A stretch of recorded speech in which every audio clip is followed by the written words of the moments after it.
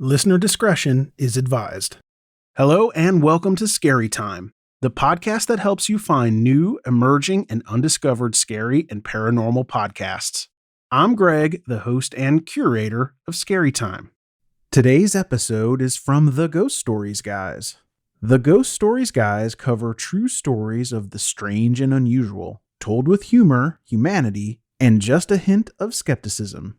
I think you'll really like this episode. It's called High Strangeness in Chicago, and it's all about the bizarre stories of Chicago, which is pretty fun. As always, you can send me a tweet at IndieDropin and let me know what kind of scary and paranormal stuff you like, and I'll find those podcasts to feature right on this show. If you like today's episode, make sure to check out the episode description for links to subscribe. All right, let's get this show started. Begin.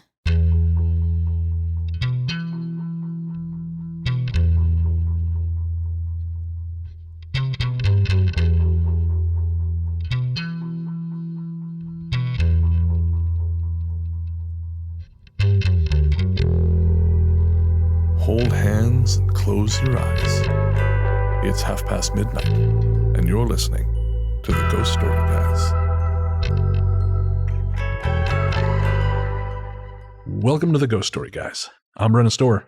I'm Paul Bestall. And this is the show where we talk about spooks, specters, and all the other things watching us from the shadows beyond the campfire. Some conversations only make sense after the sun has set, and this is most definitely one. Thanks for tuning in. This is episode number 147. And as always, we're coming to you from that tiny mountain cabin you dream about, but can never quite reach. Paul, my friend, how are you? I'm very well. I have survived watching 12 minutes of Killer Pinata, and I am here to tell you not to do the same. Yeah, I was going to say, I don't know how much of you survived, but you are physically here, if not spiritually. Yes, a little bit of me died during those 12 minutes, but thankfully I've pulled it back from the brink. And I will be marching onwards, discovering even more worse films out there, no doubt, over the course of the next few weeks. Well, it is the season. It is the season. I have, well, this is actually a really bad transition, but I want to get it out of the way now. It seems really tasteless, but I don't intend it to be. Are you going to sell us vitamins? Yeah, I've got some, well, you wouldn't believe some of the crap that, anyways, yeah. We were approached recently by someone, I won't say who, but the answer was no. Did their name begin with A? Began with F is what it begins with. It is briefly, just again, get it out of the way now. It's a sad day in Canadian film, Paul, because it was just reported before coming on air that Mi'kmaq filmmaker Jeff Barnaby, who made the brilliant zombie film Blood Quantum, he just died after a year-long battle with cancer. Oh. Yeah, he was based out of here in Montreal. And folks, if you haven't seen Blood Quantum, I haven't seen his first film. I want to say it was Rhymes for Young Ghouls. I have not seen that, but Blood Quantum was very, very good and very promising of great things to come. And it's a real tragedy that, of course, not only that the family has lost a husband and a father, but that we are deprived of his future work. So again, our hearts go out to the Barnaby family. And again, I don't know the man personally, but again, he's a Canadian filmmaker, and I quite liked his film. So that's the shits. Yes, especially following on the sad demise of the marvelous Angela Lansbury as well. Of course, yeah, it's been a rough week, man. So if you need to come back from Killer Pinata, anyone who happens to have watched it for whatever reason, don't do it. Yeah, don't do it. But if you have done it and you think you're wandering in a daze, go watch Blood Quantum. It's much better. It will bring you back. It's on Shudder, and again, be paying respects to a talented man who was taken from us far too early. All right, so moving on from that, the show today, I'm very excited for the show, Paul.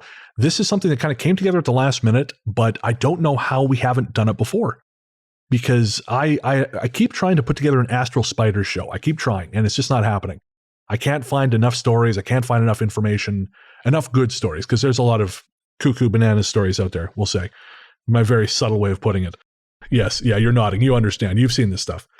yeah, exactly. Yeah, very tasteful gesture Paul just made.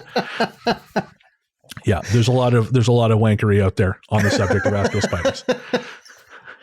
But we are going to be doing The Haunting of Chicago, High Strangeness in Chicago.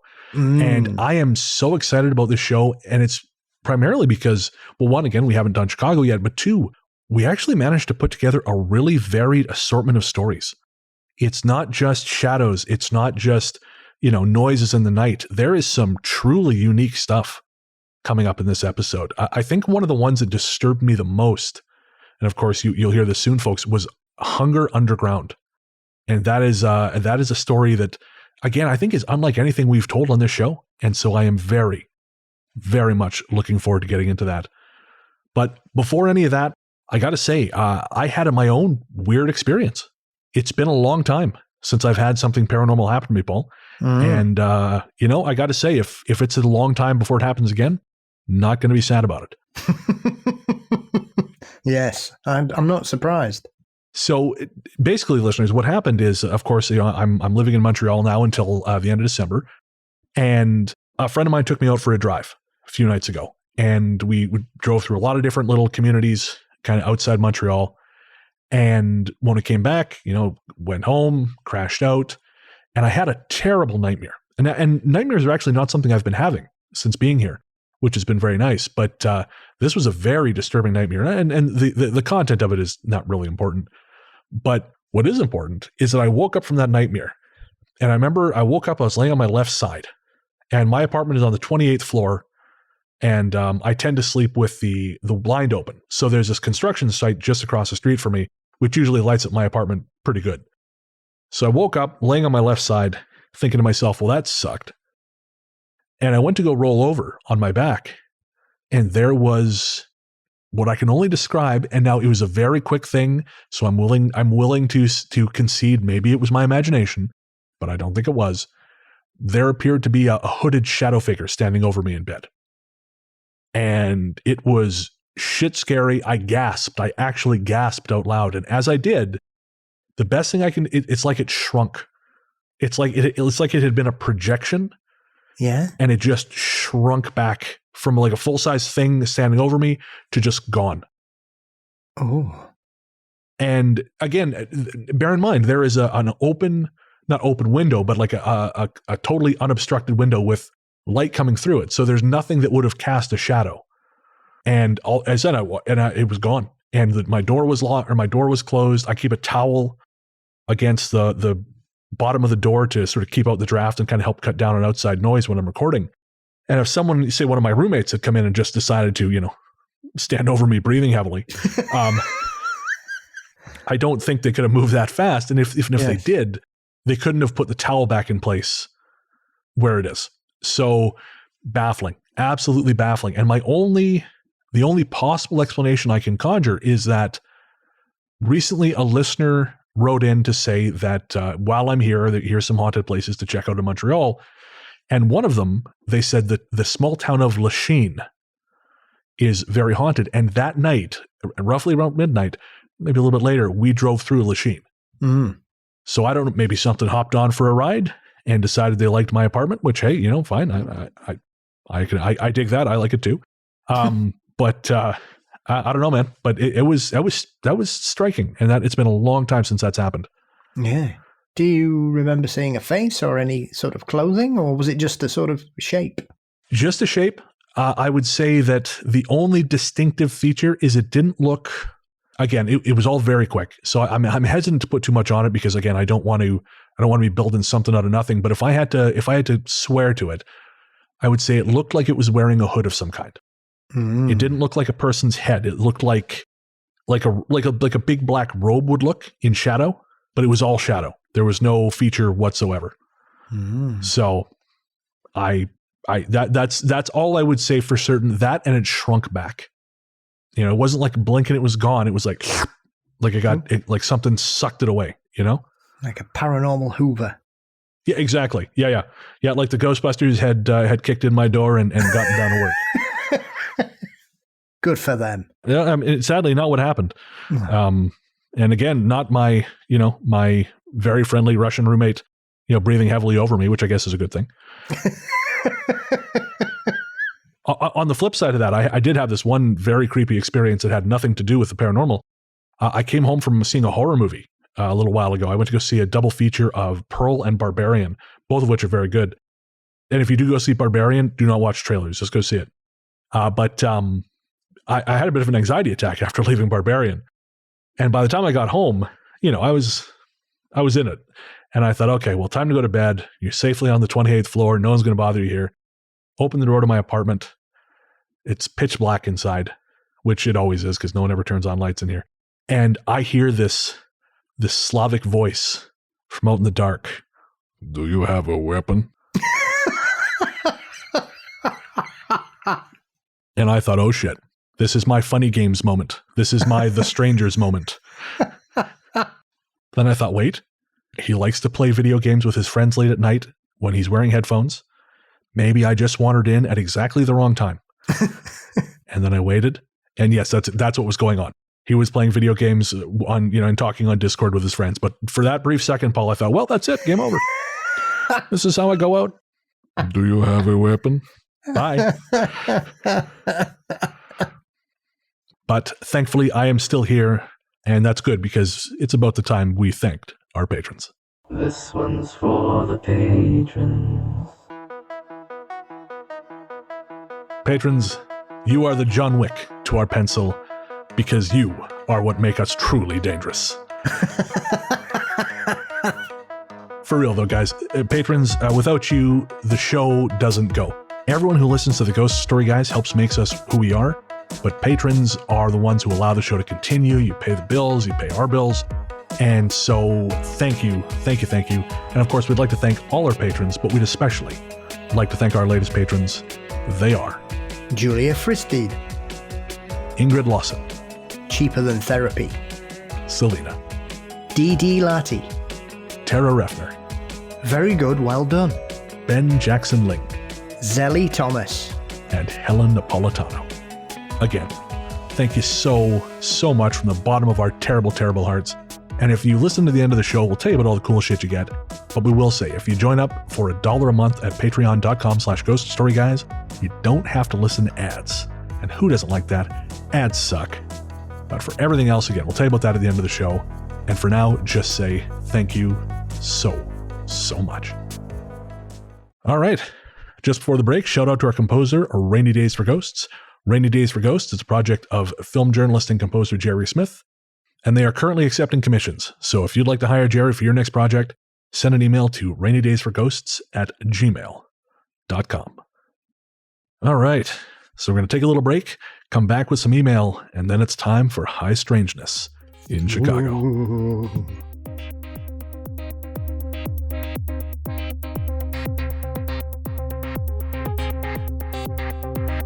Welcome back. As we said before the break, the theme of this episode is High Strangeness in Chicago. And I do love Chicago. I've not spent nearly enough time there, but I'm looking forward to getting into those stories. Of course, before we do that, we've got to take a look in the mail. Our courteous and efficient staff is on call 24 hours a day to serve all your supernatural elimination needs. We're ready to believe you. And Paul, before we start the mail, I have to say, and we're not going to mention specifics, but fuck you for recommending that book to me. I said the author was nice. I didn't mention the book. Well, I am going to parse those sentences much more carefully because I actually signed up for Audible again so I could get the audiobook. And I the first couple hours, I sent you a message. I said, oh, I'm really enjoying this. And then it takes a turn. And I thought, what the fuck is wrong with Paul? And that when we spoke and you said, oh, to clarify, the author was nice. Oh, okay. Well, lovely. Boy, I wish I'd read that more carefully. Just admit you got frightened by the Satanist. Oh, I got frightened by something. Frightened by the fact I spent my Audible credit for the month on this crap. Not the fact that it cost me $15. I mean, that's bad enough, but more so that I just feel like it's going to encourage this person to make more books. Good Lord. I guess if someone's buying their book, there's hope for mine yet. Yeah. Well, you see, I can't be right all the time, you know. When I recommend things like Snow Beast and Boggy Creek, you know. I guess I should have rule of threes that. Oh, those were both great. This is going to be like a giant steaming turd on my breakfast plate. Have you heard about this film called Killer Pinata? Not falling for that again. You go watch Devil Rider. I'll watch Killer Pinata, I swear. I've got plenty of rubbish to watch this month. Thank you very much. Yes. Yes, me too. Me too. I've got. Anyways, we'll move on. This is not the horror movie show. Not this week. No, that's it. Yeah, we spent an hour and 15 minutes before recording talking about that. So I suppose we should move on. So our first piece of mail is from Fiona. And Fiona, this is I love the brevity. She says, "Loving these longer episodes. Thanks." And thank you. I'm happy you like them. You know, every now and again I go through this little crisis of faith where I think, shit, should the shows be shorter? You know, blah blah blah blah blah. And then after a while, I just realized, no, this is the show. The show is the show, and you either like it or you don't, and that's okay. Although we will be offering something for people who just want ghost stories. Of course, we have Book of the Dead, which comes out every other week, and that's just 3 ghost stories, no chat, all read by me. But also, starting soonish, we are going to have, and we haven't come up with a name for it yet, but we're sort of thinking about the digest shows. And basically, the same week as Book of the Dead, say you get Book of the Dead Tuesday, on Thursday, you're going to get an older episode. So say starting with episode 101, How Much Is That Ghost Dog in the Window? You will get that episode, but just the stories clipped out from the episode. So the stories with a brand new introduction. And and they'll probably run about however long the story is run. And they will be free for everyone on the main Ghost Story Guys RSS feed. So keep an eye out for those. Again, I'm not quite sure when they'll drop. We're still working on the format a little bit, but just a little more, another way for you to get your Ghost Story Guys fix if you are, if you just want some stories or if you're in a hurry. And then, of course, the main show will always be entirely too long because, by God, we just like talking to each other. Sharona writes, "Hey there, just started listening a couple of weeks ago, so I'm way far behind. But as a native of Pennsylvania who grew up hearing stories of Centralia, I, unlike most of my friends, never visited. I felt the same way about it as you did, Brennan. Too intrusive into the lives of people still holding on to all they have. I appreciated this episode. Also, I had a weird bit of synchronicity with Brennan's feeling of being home in Pennsylvania. Except for me, it was when I lived in Cleveland, Ohio. Glad I'm not the only weirdo who feels these things. Can't wait to catch up on the rest of the episodes. Thanks for making the workday and my drive home tolerable. Take care." Well, thank you very much, Sharona. I did go to Centralia, so I was not as respectful as I perhaps could have been, but we didn't stay. And I didn't take any pictures. I think we were there for maybe 15 minutes, and then we left. Because, it's, you're just gawking at people who are trying to live their lives, and it felt kind of gross. Have you ever had that, though, Paul? Have you ever been somewhere and you thought, this feels like home sometime, maybe even a little bit more than home in a weird way? Obviously I'm not a native of Sheffield, and I felt instantly connected to the place the very first time I visited. Oh, okay, fair enough. And that's why I moved here. You seem very of the place now. I can't imagine, if you told me you were moving, I would be very surprised. I'd be very surprised, or I'd been arrested. Well, that I would not necessarily be surprised by, but... No, been a long time since I've been arrested. Thank you very much. Not happened this century. Oh, fantastic. There's a number of things that have not been happening this century. Again, that's not going to make a lot of sense to you guys because that was a pre-call thing. So let's move on. Yes. No, I have to say I'm very intrigued with Centralia, primarily as a monument to man's arrogance. Yeah, it really is that. And of course, if you folks aren't familiar, Centralia is a small town, or was a small town in Pennsylvania, where a trash fire at the dump ignited an underground coal mine. I guess all coal mines are underground. It ignited the coal, the sort of remainders of the coal underneath the town, and it has been burning for, I want to say 50 years, something close to that. Yeah, it's around that. The town itself there's maybe, I think, like 15 people living there or something. And yeah, you can go there, but don't. Just leave them alone. But yeah, and that was Centralia and the Tyranny of Memory, where I talked about that. Although again, we didn't talk about it too long. That was a bonus episode way, way back in the day. All right. So next up is from Rin. Rin is a longtime listener, friend of mine, friend of the show, very supportive of everything we've done. And Rin, this is actually a little bit of a story. Rin says, "Hey there, Brennan and Paul. So it was sunny but cool, and I was sitting in my comfy chair facing the window, which was letting in a shaft of sunlight. My TV is on the same wall as the window, and I was watching it. Below the TV at the footboard of my bed, there was suddenly a light that drew my attention. It looked like a flashlight beam. The sun wasn't involved because the sun was at a 45-degree angle from the sunlight. I glanced back at the light, and it was still creeping up the footboard. The only place this could have originated was behind the end of a large wooden box. We used to call them hope chests. Do I have tiny little security men? I stood up and the light went out before I could lean forward to see what was making it. Just carpet. It wasn't even warm. This happened yesterday. I don't know how a light can shine at that spot. The angle is all wrong. To get a light to shine in from the window, they would have to climb a tree, get out on a limb far enough that the leaves aren't in the way of the light. Oh, the trees? They're in a steep gully. I look forward to what you might think. And Rin, I honestly don't know. That's a puzzler. Any thoughts, Paul? No, I'm completely baffled. It seems very unusual. It reminds me a little bit of your sort of window experience when you were a kid. You know, that suddenly there's a light on the wall and you're kind of watching it. Watching the gnomes go about their daily business. Yeah, a little bit like a very sort of, you know, minute version of that. But yeah. Yeah. I was thinking about that the other night. The more I think about that event, the more it unsettles me. Yeah, no kidding. Well, you know, in retrospect, the story we told on the what episode was it? We told the story about the person who saw something projected on the back of a street sign. Oh, I thought it was the last episode, but that wouldn't make sense because the last episode was a haunting of the Queen Mary. Yeah, it wasn't that one. Must have been ghost dogs and shadow men. But anyways, it just occurred to me now that story of people looked like seeing like someone's window projected on a street sign, but a street sign in the middle of nowhere where there's nothing to project. That's kind of similar to what happened to you. Yeah. Very, I mean, I still don't understand it. It still doesn't make any sense. No. At all. And the fact I watched it for so long. Well, that's it. And it clearly wasn't a dream. And yeah, it doesn't make any kind of logical, I mean, it's demons, obviously. Based on that fucking book you recommended to me.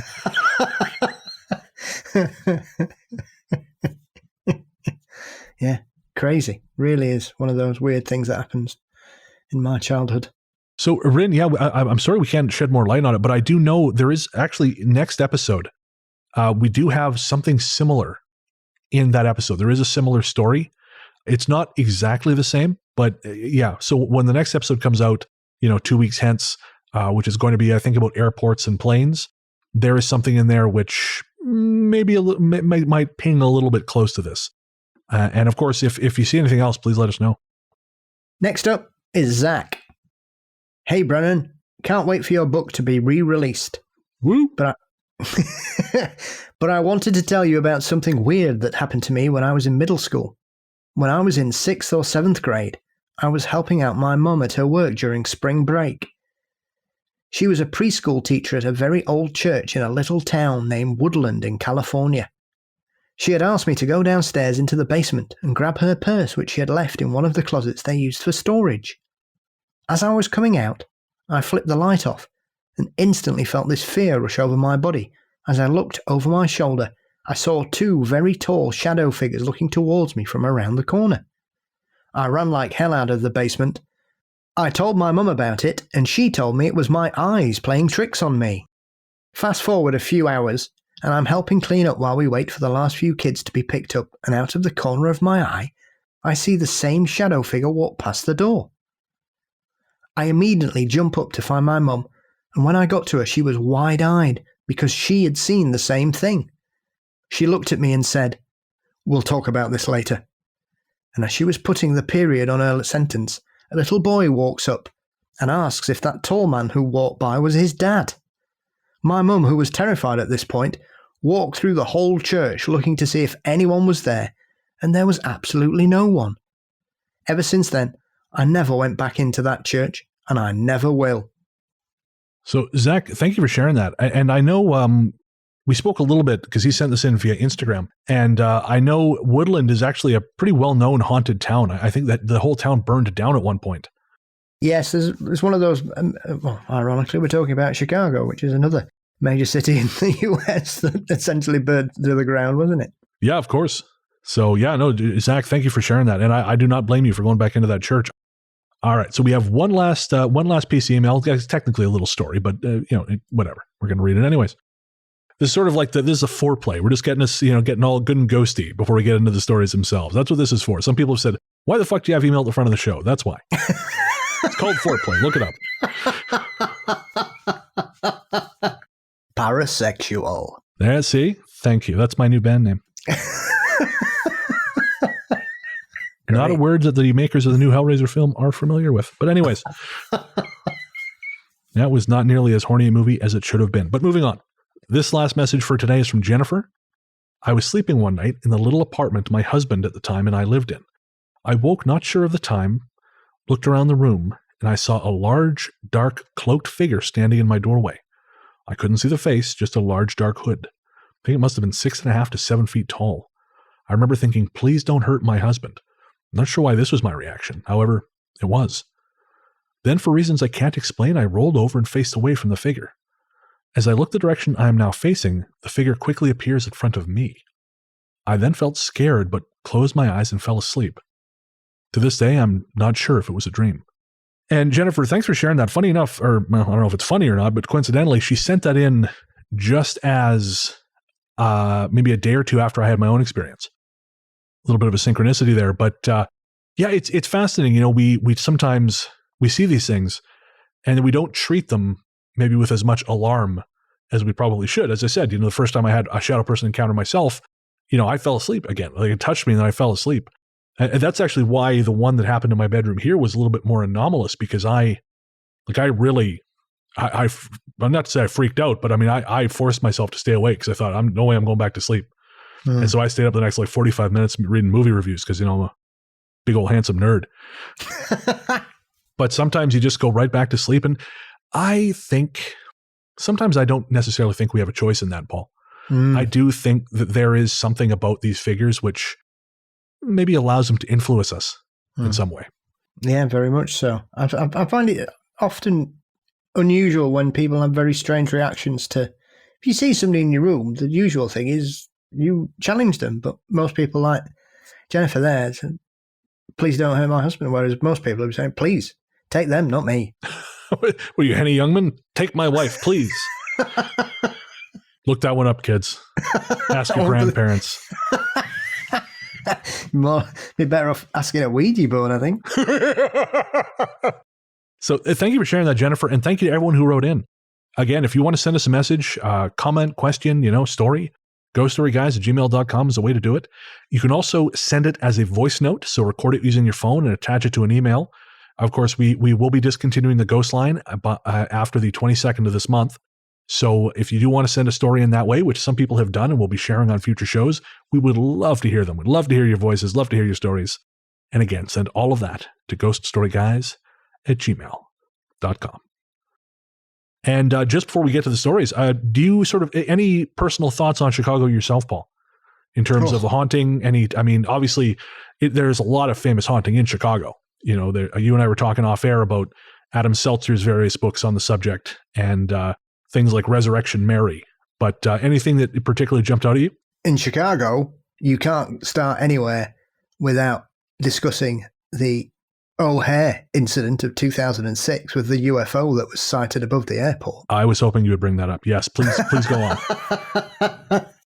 on. So you can search out the audio. The audio is out there from people who were calling the control tower, asking people if they'd seen anything. Pilots were reporting it.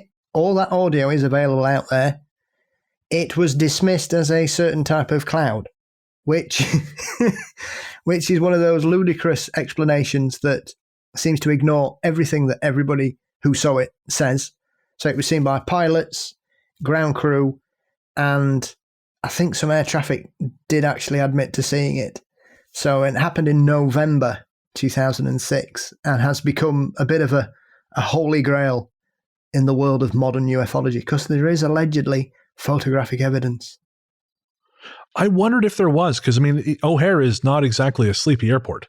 No, not at all. Do you have any sense of what the visual was like when people saw this? Yeah, it was supposed to be a giant circular object. People said that's what was so stunning about it, was how large it was. I remember when that happened. I remember seeing it on the news or reading. Pardon me. I read about it in the newspaper, And again, look that up, kids.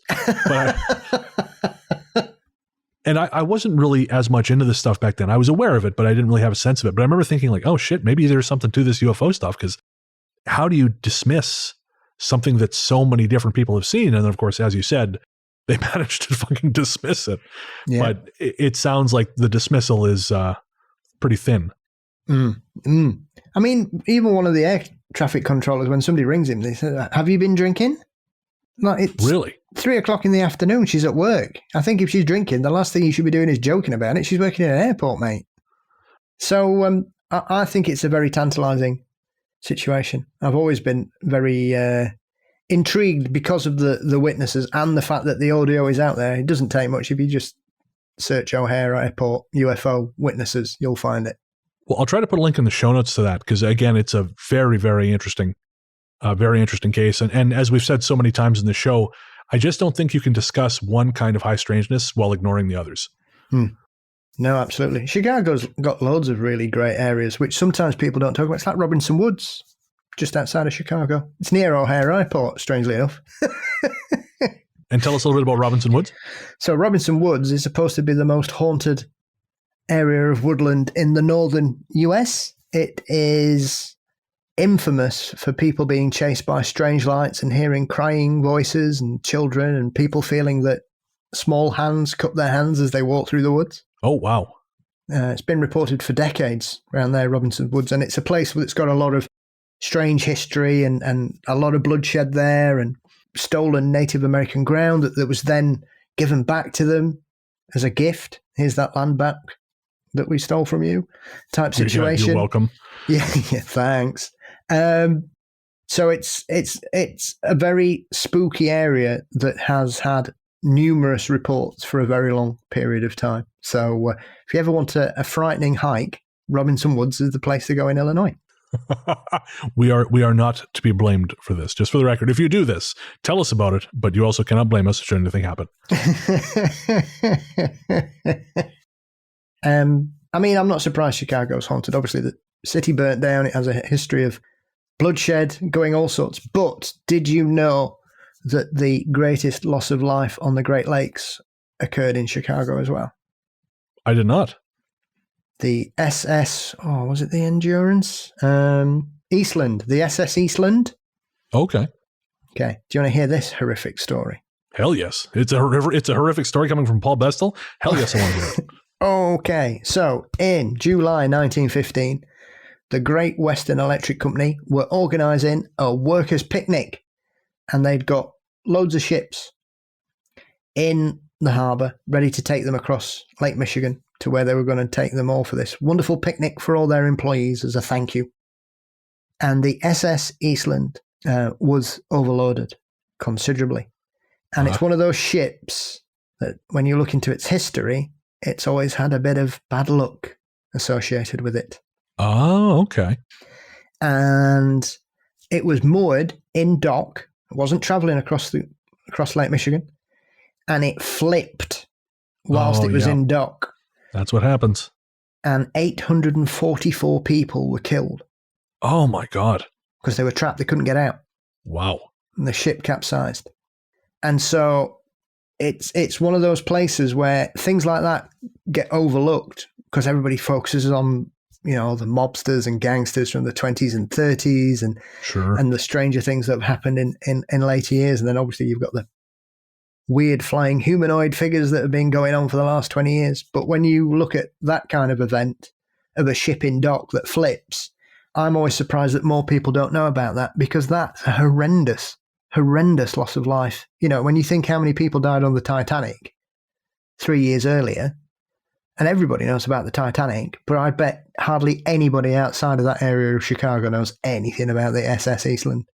I wonder if it's one of those things where what happened is, in a way, while horrific, so mundane. The Titanic, it's got this grand story behind it, but yeah. The Eastland, that is something that happens more frequently than we'd like to think. Where I grew up, Revelstoke, of course, there's a small town called Sicamous, about 45 minutes to the west. Yeah. And it's called the houseboat capital of Canada or some shit like this. And there was a story, I think it was from there. It may have been the Lake Okanagan, but it doesn't really matter. But a bunch of kids rented a houseboat for someone's birthday party. And when it came time to sing happy birthday, everyone rushed to the top deck. And exactly the same thing happened. It flipped, it capsized. And a lot of people got hurt. And again, it's just one of those things. So I wonder if that's part of it. You know, it's just, it doesn't meet the standard of a city burning down or of Leonardo DiCaprio sinking to the bottom of the sea. Yeah, yeah. Well, we've got one over here, very similar in Europe, the MS Estonia. Really? Yeah. 852 people went down in the middle of the night. And Jesus Christ. If you want to talk about conspiracies, that one's got it all, because what they said didn't happen. Really? How so? Well, the official explanation was that it was a front-loading ferry, so it was for passengers and motor vehicles. So the front came down so you could drive in. And the official explanation that they gave and stuck to for years was that the front clasp came off due to high waves, and therefore the front door opened and it flooded and sank. Oh, wow. That's not what happened. Okay. Something blew up inside of it. Really? Yeah. And we know that because a pair of Swedish documentary makers broke international law because you weren't allowed to go on it. If you went near it, you would be arrested. And so they had to get a ship, not from the region, to go near it. Otherwise, they would have been arrested for breaking this treaty. So I think they turned up with an Italian flag on their ship so they could get into this area. Right. And when they sent the cameras down, there's a massive explosion mark in the hull where something burst out. Something blew up on that ferry. So a mechanical malfunction of some kind, presumably. No. Oh. They believe it was a secret army project that was being smuggled on that ship under the cover of passenger cover. Oh, under the cover of using passengers. And right. across, as it was travelling across the sea, something happened and it blew up. And that's what took the ferry down. That's only come out in the last sort of 3 or 4 years, because that happened in 94, 95. Oh, wow. So that's been kept secret for a long time. Oh, yeah. Yeah. Yeah. People have been threatened with lawsuits and jail and all sorts to keep it quiet. They told the families all this nonsense. So that's one that's only recently resurfaced, ironically. But international espionage and conspiracies and a tragic loss of life for hundreds of people. And folks, if you want to hear more stories about maritime disasters, things like this, I got to recommend the Beyond the Breakers podcast. We are supporters of them on Patreon, and yeah, they do it all: maritime history, folklore, shipwrecks, any kind of nautical disaster they cover on their show. So again, that's Beyond the Breakers, and if you're into this subject, you can't go wrong. And we've got lots more Chicago lore to talk about, but we'll cover that as part of our stories.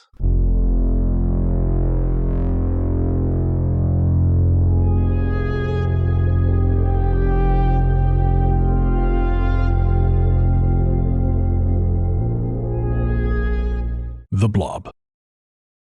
This story may not be paranormal, but if nothing else, it's certainly abnormal.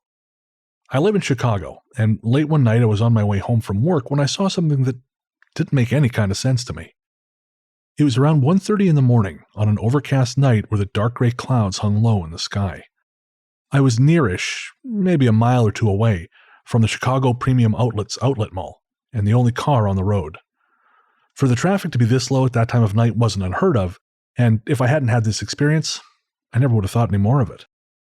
Now, as to the thing, at first I thought it was a black garbage bag stuck on a telephone wire blowing in the wind. Then my helpful, rational voice kicked in and said, "That bag is too low for it to be on a telephone wire." Having driven that road many, many times over the years, I have a good sense of how high up those wires run. Well, the black blob wasn't moving, and as I got closer, I realized it wasn't exactly blowing in the wind. Instead, it had kind of a flowing quality, like a blob of oil hovering in one spot. Think lava lamp. At the risk of sounding like a nerd, it also looked a little like one of the Dementors from Harry Potter. Really, that's it. I passed beneath a strange floating ball and watched it flow in my rearview mirror until it passed out of sight. I'd never seen anything like it before, and it remains the single strangest experience of my life. And that's a weird one, Paul. I've never heard of anything similar to that at all. I was trying to think when I'd read it earlier if it reminded me of anything, especially in the world of the paranormal, and it doesn't at all. I'm not sure what that could be or what it refers to, because I've never sort of come across anything similar. No, I was thinking that myself. I mean, we've talked about black masses before. I drove through years ago in Victoria on Bay Street. A friend and I drove through this sort of black cloud that gave us intense chills, but never anything that kind of looked like flowing oil in the sky. That's it's absolutely bizarre. Yeah, and it's certainly the kind of thing, I've heard of similar things in certain UFO cases where people find themselves enveloped in strange clouds of funny coloured mists appearing from nowhere or whatever, but never anything that sounds like a ball of oil oozing itself in the sky. Ooh. It's almost X-Files-y. Yes. The black goop from the X-Files.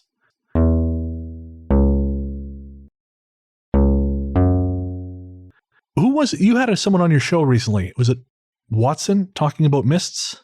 Yes, W.T. Watson, yes. That's it, yes. Yes, we were talking about a strange UFO encounter here where a family, one of those where they see a pink cloud on the road, they go, oh, we'll just carry on driving. Sure, no, like you do. No, clearly these people haven't seen enough films. I don't know, man. I've seen lots of films, and that might actually contribute to my going, well, I guess that's nothing I need to think about. What's the worst that could happen? Yeah, no, I know enough not to say that anymore. I mean, funny enough, and I can't remember if we talked about this on the show, but I had a message from Steve and Rachel from Hexagram about they were driving. I can't remember. I guess I shouldn't say where they live, but they live in southern England, and they were driving home. And there was one particular stretch of road, and I wish I could remember which stretch of road it was, because it was a stretch of road that you said is not unknown for strange things. But they saw I believe it was the shadow of a cloud drift across the road, but there was no cloud in the sky.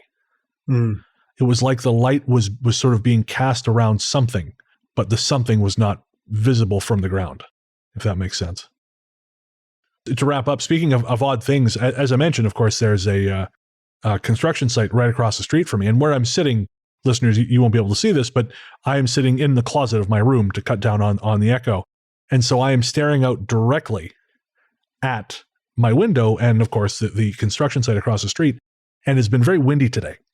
And consequently, every now and again, including just now, I am given a jolt of fear when I see something fall off this construction site, which again, I'd like to add is 28 stories up. And it's always cardboard boxes because they're just being blown off because it's an open floor. They haven't enclosed those floors yet. But every time I see something fly off there and I think, well, that's someone going to their death. And so far, every time it has been a cardboard box, but the fear does not get less. Leaper. This happened just over 2 years ago in Melrose Park, one of Chicago's western suburbs. My husband Danny and I live in a quaint little split level with a nice big fenced-in yard not far from the Des Plaines River Preserve. We both work professional jobs. I'm in human resources. He's a pilot. So we're not the types who go around looking for strange experiences. We're binge-watch The Good Place before bed at 9:30 type people, not ghost hunters. Please bear that in mind as I tell you the rest of this story. Our dog Lamb is a big pit bull mix who loves cuddles and kisses and eating whatever she can conceivably sneak without us noticing. It was a weekend, so we were up later than normal, and at around 11:30, Lamb made it known she needed to go outside to use the bathroom. It was a warm evening. I guess they're all warm evenings now. And the first thing I heard after opening the door was the buzzing of a cicada coming from underneath the patio table.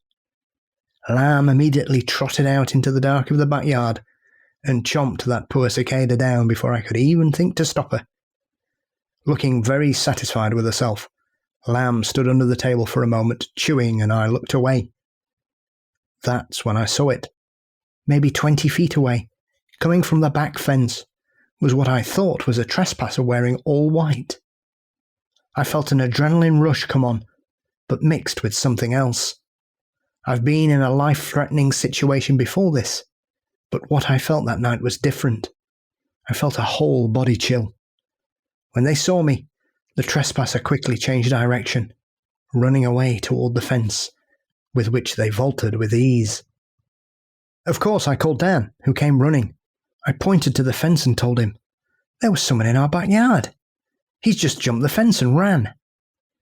Dan ran to the spot in the fence where I'd been pointing, and that's when something clicked in my head. The figure I had seen was totally white, and in the heat of the moment I thought it looked this way because of how far away into the dark it had been standing.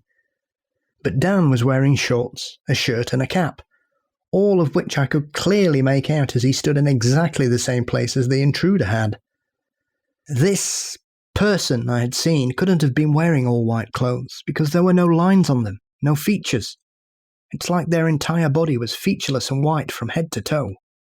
Not only that, but I had heard Dan as he ran to the fence, the sound of his clothes, his feet in the grass. This thing hadn't made a single sound, and it had moved with a fluidity which in retrospect wasn't at all human. There are no alleys in our neighbourhood. One yard abuts another. So Dan vaulted the fence as well and scoured the neighbour's yard, but found nothing. No open gates, no trampled grass or flowers. It was like whoever, or whatever, I'd seen had vanished once it had left my sight.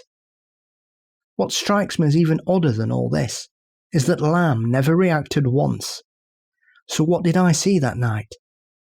A man? Something else? Is the world truly much more complex than I'd ever imagined?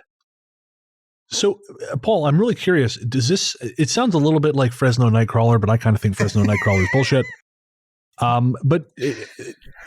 Before I get into the supplementary stuff I found, does this sound like anything you've heard of before? When I saw it and I read it, the first thing that popped into my head was the Fresno Nightcrawlers. Oh, okay. I love I've got a Fresno Nightcrawler plushie. Really? I love them. Well, they look nifty. I don't think they're real, but they look nifty.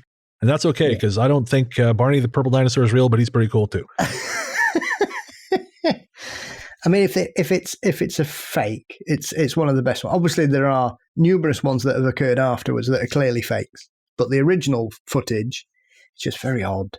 It is very odd. I'm not it's very well done. Yeah, I'm not totally. I think because the original footage is like it's a news recording of a screen, if I'm not mistaken. Yeah. So it's a little bit hard for me to kind of go, oh yeah, sure, that's legit, because it's like a copy of a copy kind of thing. But yeah, the definitely, when I did that roundtable way back with was it Saf? It was Derek from Monsters Among Us way back at the beginning of the pandemic when he invited me on there, and they showed us a couple different sets of footage of the Nightcrawler, and yeah, I wasn't really impressed by most of it.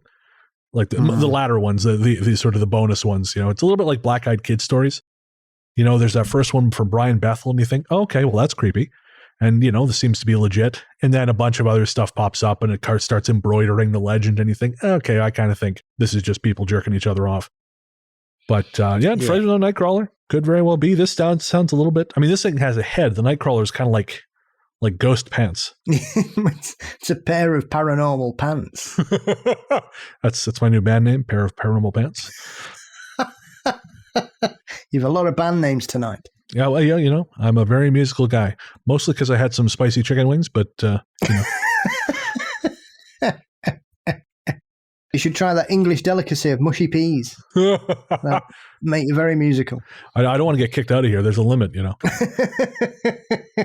So, like I said, I was digging through some stories for next episode when I found some stuff that's actually kind of similar to this, and it was sort of shocking because, again, it was not. This is completely separate, completely different set of search terms, but these things came up. So I'm going to share one of them, and then we'll get Paul to share the other. But so the first one is this story is from Pennsylvania, and the story goes: my aunt lives about an hour outside of Philly, in an area that's still pretty rural. She doesn't like traveling out of PHL, which is, I assume, the airport code for Philadelphia, and will instead go to Newark Airport when she flies. That was weird. What happened? It was, I had the text screen covering most of it, so I could only see the Black Widow poster, but it was like did you just have a bright white light flash in your room? No. Because it was like, all of a sudden, very briefly, it was like I was looking at the Black Widow picture as like a photo negative. Like very briefly, something, like again, I thought maybe like a bright white, like maybe the TV had flashed or something. No.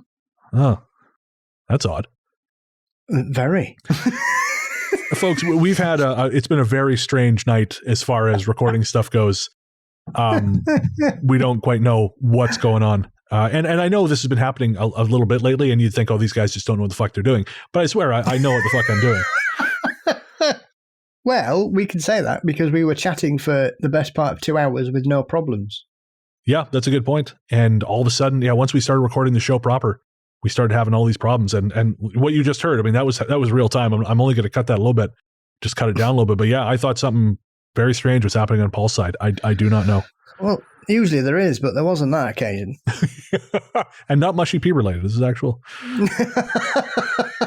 No, not had any mushy peas tonight, no. All right, so back to the story from Philadelphia. We'll start again. My aunt lives about an hour outside of Philly in an area that's still pretty rural. She doesn't like traveling out of PHL and will instead go to Newark Airport when she flies. Last year, she asked me to give her a ride to the airport around 1 a.m. We decided to take her car, a mid-size SUV, as it had more room for her luggage. We'd been on the road maybe 20 minutes, driving through a number of little villages, basically clumps of 10 to 15 houses placed close to the road. None of the lights were on, not even candle lamps in the windows. If you're from PA, you know what I'm talking about with those lamps. They're everywhere. Mission spooky? That's on you. I have no idea. We were driving along this wooded road, and all of a sudden we came upon something that was facing a telephone pole off to the right of the car. The pole was just in front of a garage or small barn structure. All I could see was the back of its head, completely white, no hair, and its hands and forearms, which were also totally white. It looked like it was wearing a dark shirt or something of that nature, but it was facing away from us, leaning into the telephone pole with its arms up against it and its head against its arms. Or at least a stance similar to that. The worst feeling I have ever felt rose up in my chest when I saw it. I felt my heart almost stop and drop into my stomach. I felt sick and terrified. All I knew was that whatever it was, I didn't want it to turn around no matter what. I knew it couldn't be allowed to turn around or I would regret it. This person, they go on to say that, they left and on the way back, they didn't see it and they've never seen it again. But it's really... Again, I mean, this is a little bit different in that this seemed to be clothed in a certain way, but it's very striking, the similarity. Yeah, there are some strange things in that state, I have to say. So I'm not sure. These weird sort of creatures are very peculiar.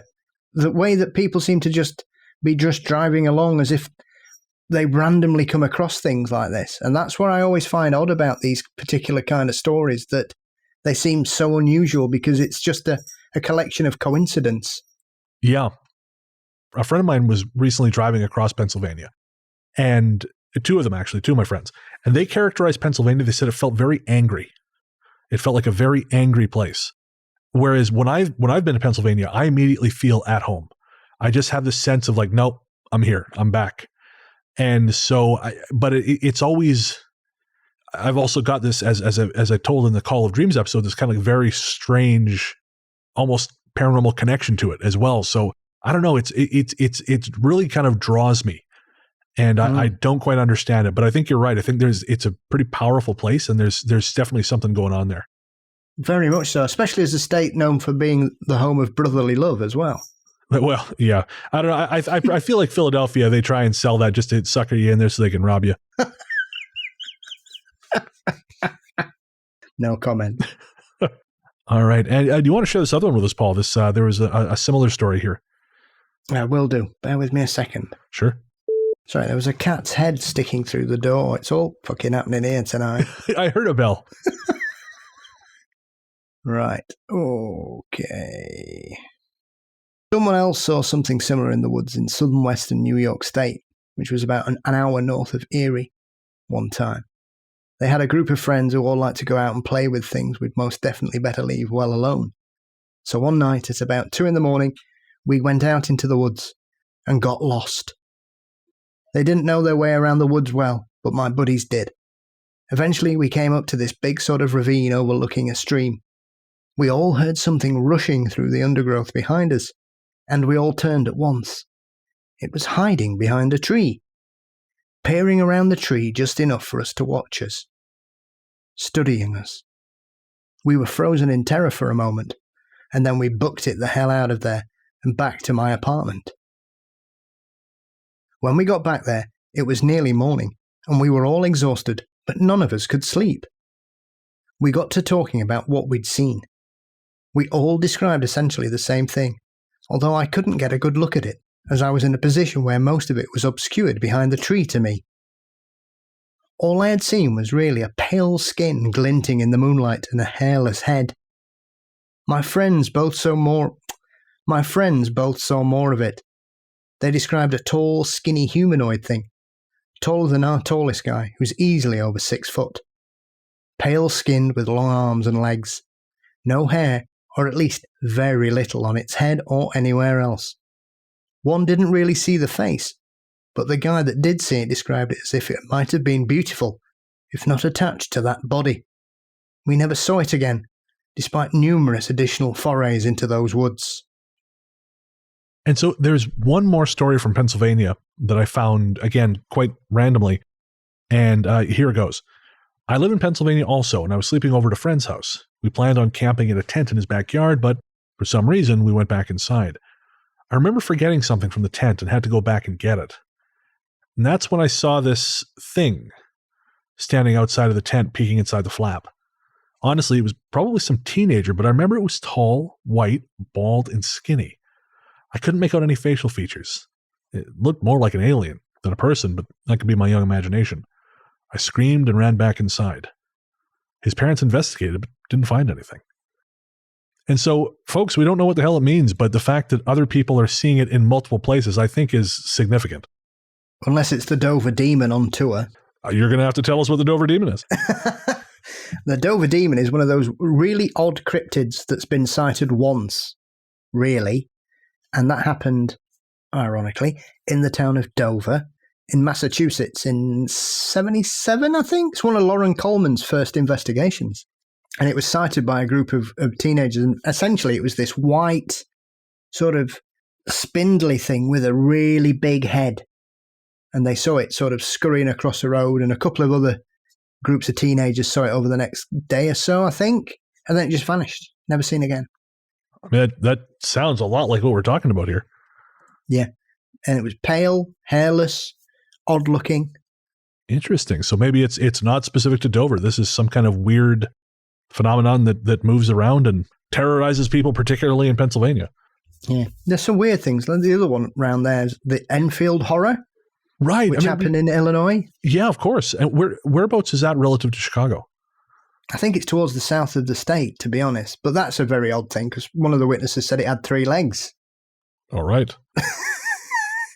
But that's one of those monsters that ends up causing a real panic, and people got arrested for turning up in the streets with guns. Holy shit. So, wow, people were afraid of the Enfield Horror. Yeah, it was one of them. Somebody saw it and everybody panicked. Of course. That kind of reminds me, there is, I'm just going to find the article here. I clipped this 1,000 years ago. One of those things where, everyone's got a million screenshots on their phone that they assume they're never going to actually use. I know that feeling. The story itself was written by a journalist named Tristan Hopper, but I don't think he's just sort of summarizing some of the creepy stories from Canada's recent history. And so I'm just going to read the article here. In May 2004, a mysterious olive-skinned man disembarking Vancouver's number 98 bus offered an eerie remark to the driver. "How's your day going?" said the man. When the driver replied that it was going well, the man replied, "It won't be for long." 10 kilometers later, the bus driver was overcome by nausea and threw up. With other passengers reporting similar symptoms, the driver pulled over and radioed for help. Paramedics arrived on scene, and they too fell ill. The whole episode carried the trademarks of a new and terrifying form of chemical terror attack, but Vancouver's chief medical officer, John Blatherwick, concluded that the true cause of the incident was weirder still. Nothing. There was no chemical, and there were no terrorists. A cryptic comment had simply plunged an entire group of Vancouverites, including trained emergency personnel, into a state of sudden mass hysteria. Well, the good old mass hysteria explanation. It's got a little bit of that mad gasser of Mattoon. Oh, what a tale that is. It is indeed. What the hell? This is already a long section because of all the breaks. Tell us about the mad gasser of Mattoon, Paul. You're going to tell it better, not good. Well, the mad gasser of Mattoon is clearly one of those things that was somebody was wandering around the streets of this small town, apparently trying to poison the residents by pumping gas in through their letterboxes and open windows, and people were having bits of their hair cut off and all sorts. And it seems to be one of those cases where the police just didn't have any idea what was going on.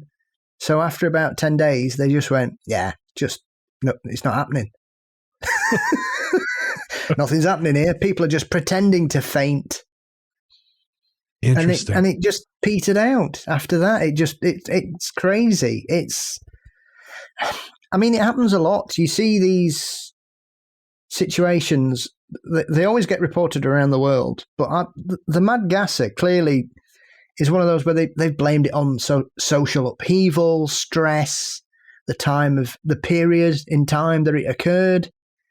And you just think, mass hysteria is one of those explanations that I think just gets pushed out sometimes. Because obviously there's a school in Nepal where about 10 years ago, some of the children just started screaming in class. Oh. And they all started fainting and panicking, and kids had to be rushed out. They all got taken to hospital, and they were all found to be fine. And now it seems to happen every year in this same school. So kids move on, they leave the class, and then the class that follows them, the same thing happens to them at the same time of year. And there's no medical explanation. Apparently not. They've said they've done toxicology and they've checked to make sure people aren't having some weird reaction, or it's not a sort of release of strange spores in the air or certain atmospheric conditions. But most of the time when these things happen, they tend to look at everything, and because they can't find a rational explanation, they just simply say, well, it has to be mass hysteria. Right, and of course. There's hundreds of these accounts from all around the world.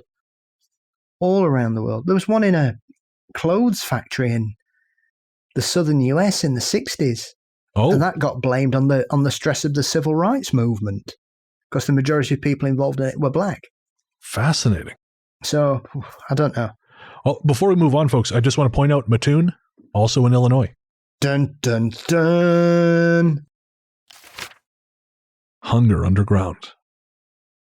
So this is probably going to sound rather strange, but I'll do my best to articulate what I felt here. I've been living in Chicago for only a little while now, and I don't know the city very well. My profession is vaguely medical, and I work in a laboratory that requires me to keep semi-odd hours, so I spend a lot of time driving. One night, recently, something happened that I can't quite get my head around.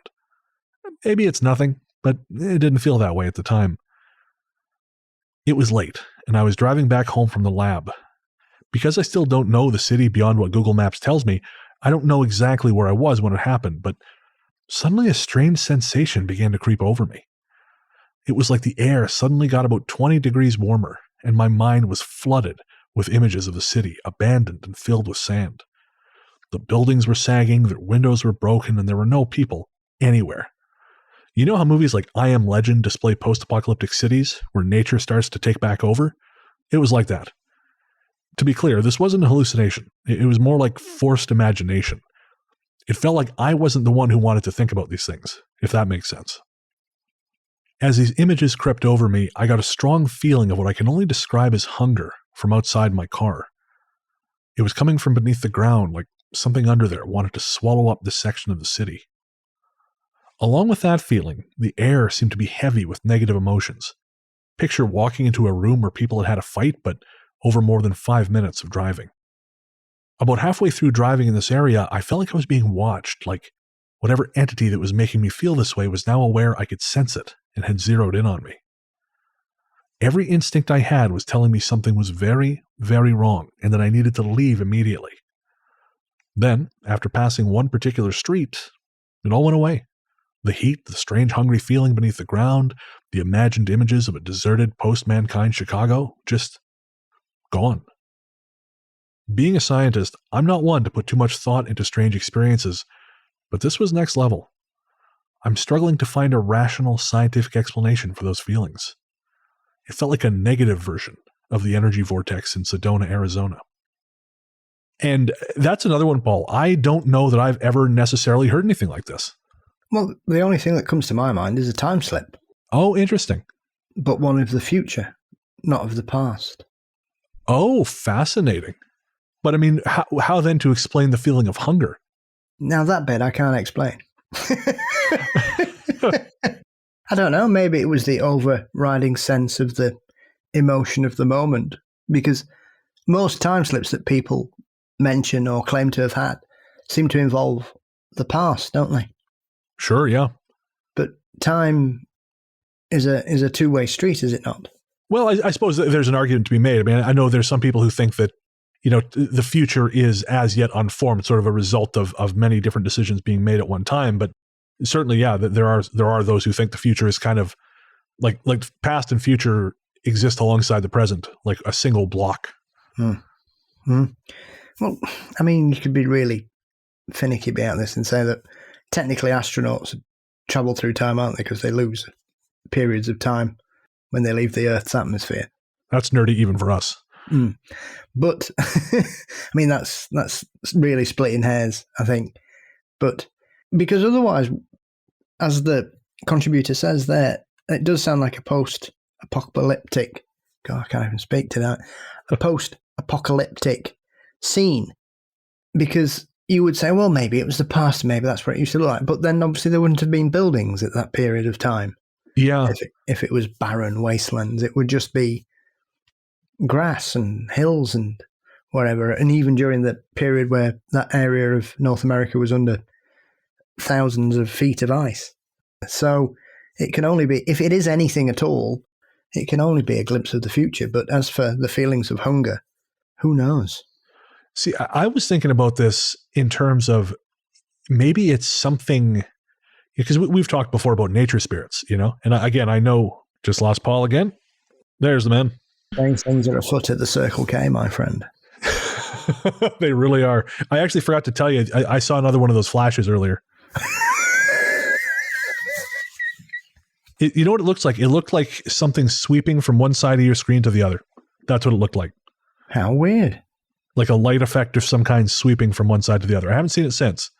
But like I was saying, we've talked before on the show about earth spirits and elemental spirits and things like that. Yeah. And I wonder maybe, I mean, the negative emotion, depending on what part of Chicago they're in, that could just be Chicago.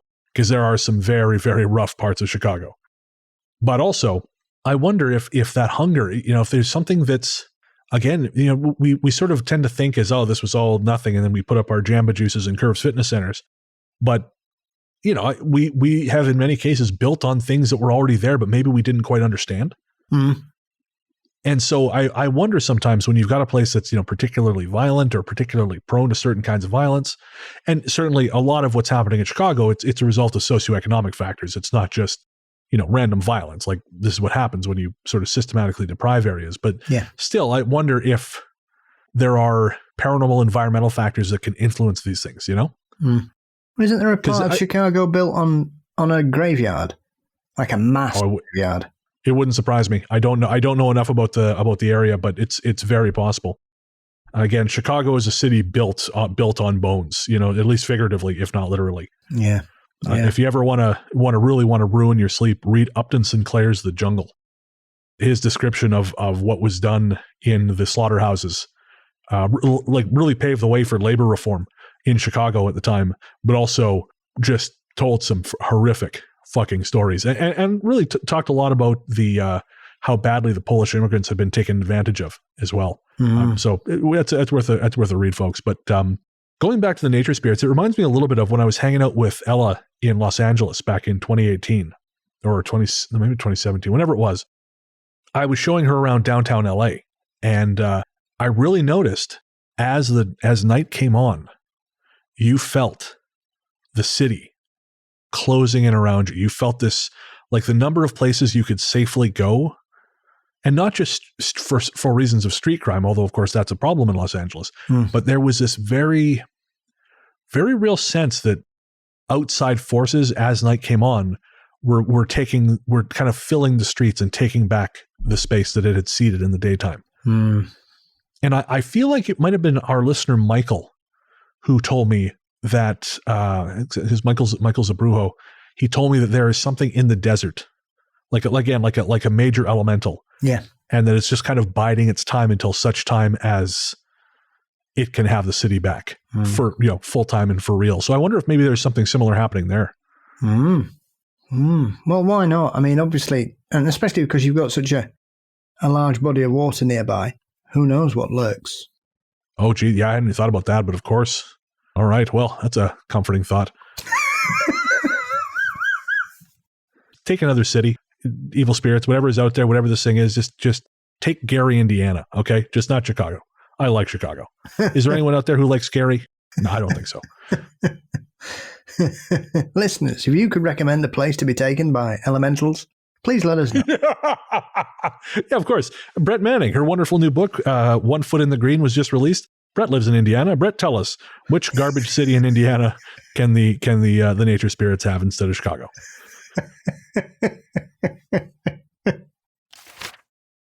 A man in the closet. When I was little, we lived in a house on the north side of Chicago. As far as I know, this house, built in 1913, and the neighborhood don't have any history that would suggest that we should expect paranormal activity. And yet, here I am with my story. When I was 3, I started to have some terrifying nightmares.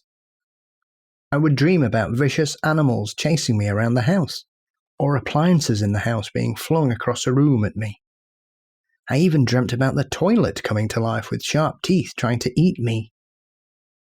As an adult, these would simply be brushed off as odd, but to a 3-year-old, it was positively terrifying. I remember dreading bedtime, but not because I was 3 and I didn't want to go to sleep. It was because of the scary things in my life lived in my dreams.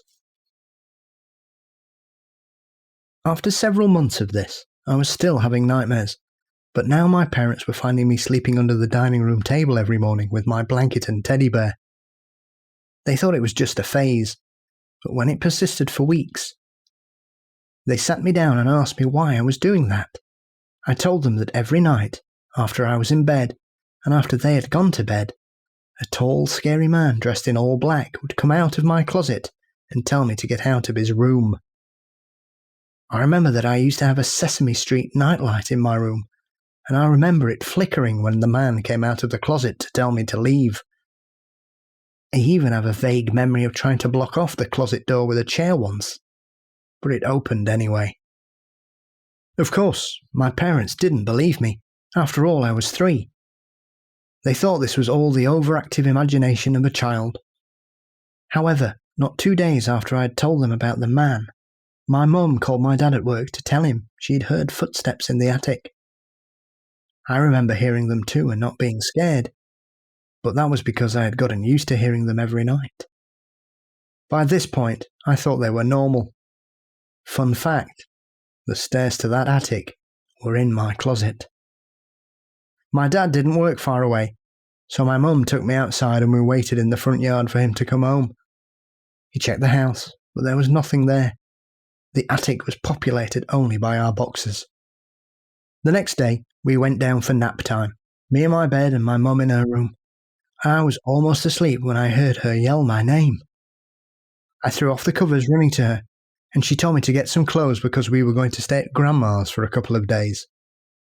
I came to find out later that as she was falling asleep, she felt the covers tighten around her to the point she could barely breathe. As we got into the car, I remember seeing a silhouette in the back window watching us leave.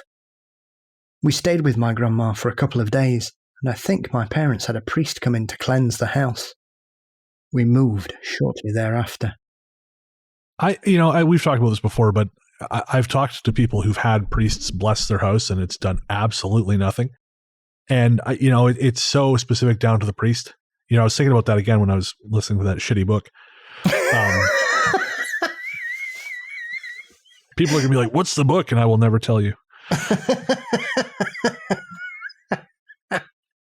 I honestly, I was listening to part of it, and there's a part that involves, actually, it's a story from Chicago, if I'm not mistaken, a fellow who had fallen into a life of crime, and he was a fellow of Latin descent, and apparently, I don't know why, the narrator did not use a voice in any other part of the book, and then all of a sudden he whips out this, I don't know, I think he thought he was doing like kind of like a a stereotypical gangbanger voice, but he sounds like it goes from Speedy Gonzalez to Dracula.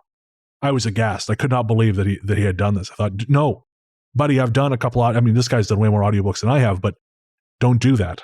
Unless you have that accent, do not do that accent. Because otherwise it turns into Breakfast at Tiffany's and you're Mickey Rooney and we've moved past that. Or I'd like to think we've moved past that. One would bloody hope so. But this story, I mean, this is maybe more of a typical ghost story than the others on this show. But I think it's significant, one, because obviously shadow figure from the closet kind of hits close to home right now, given the event of the last week, and also because I am recording this in a closet that is, as you can see, Paul, and we'll try and put up a screen grab for our listeners. It is fucking dark around me, so it looks like I am just in this terrible void.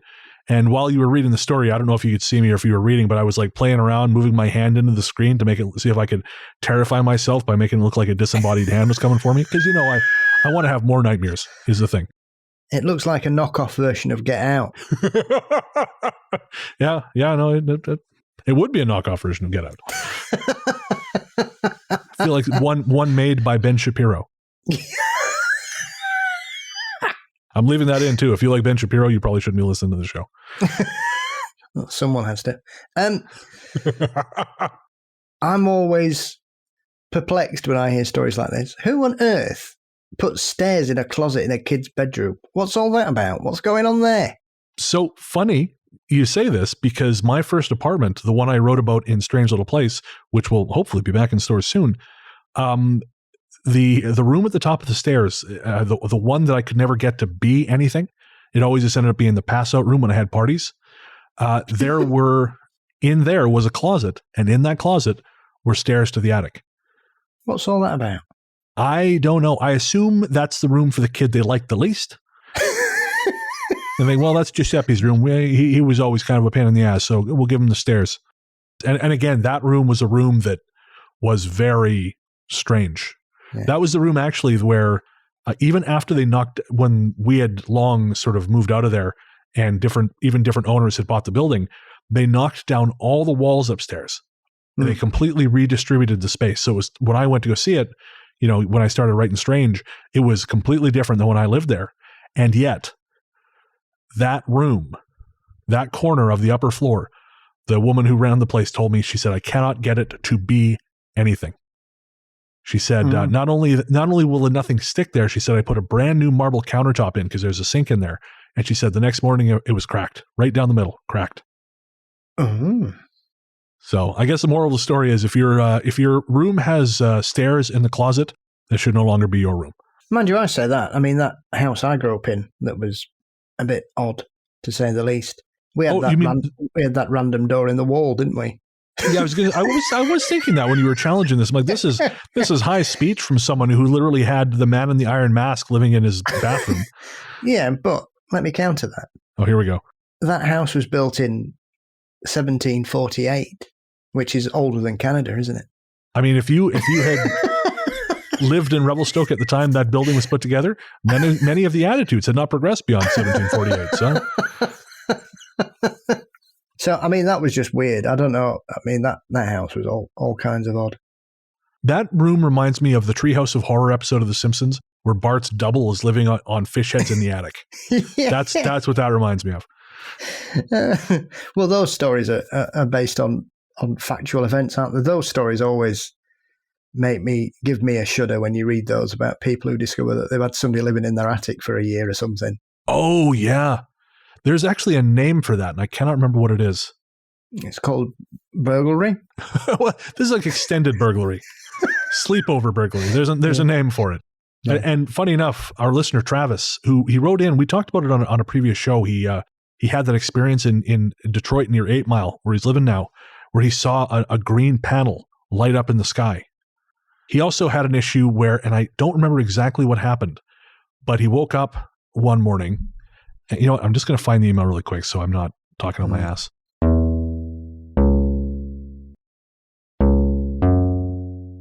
And so Travis had this weird thing happen, and I'm just going to read his email. He said, About 2 or 3 months ago, I let myself into my house as usual, put the keys back in my pants pocket as usual, and hung the pants up for me to rifle through in the morning to get my keys.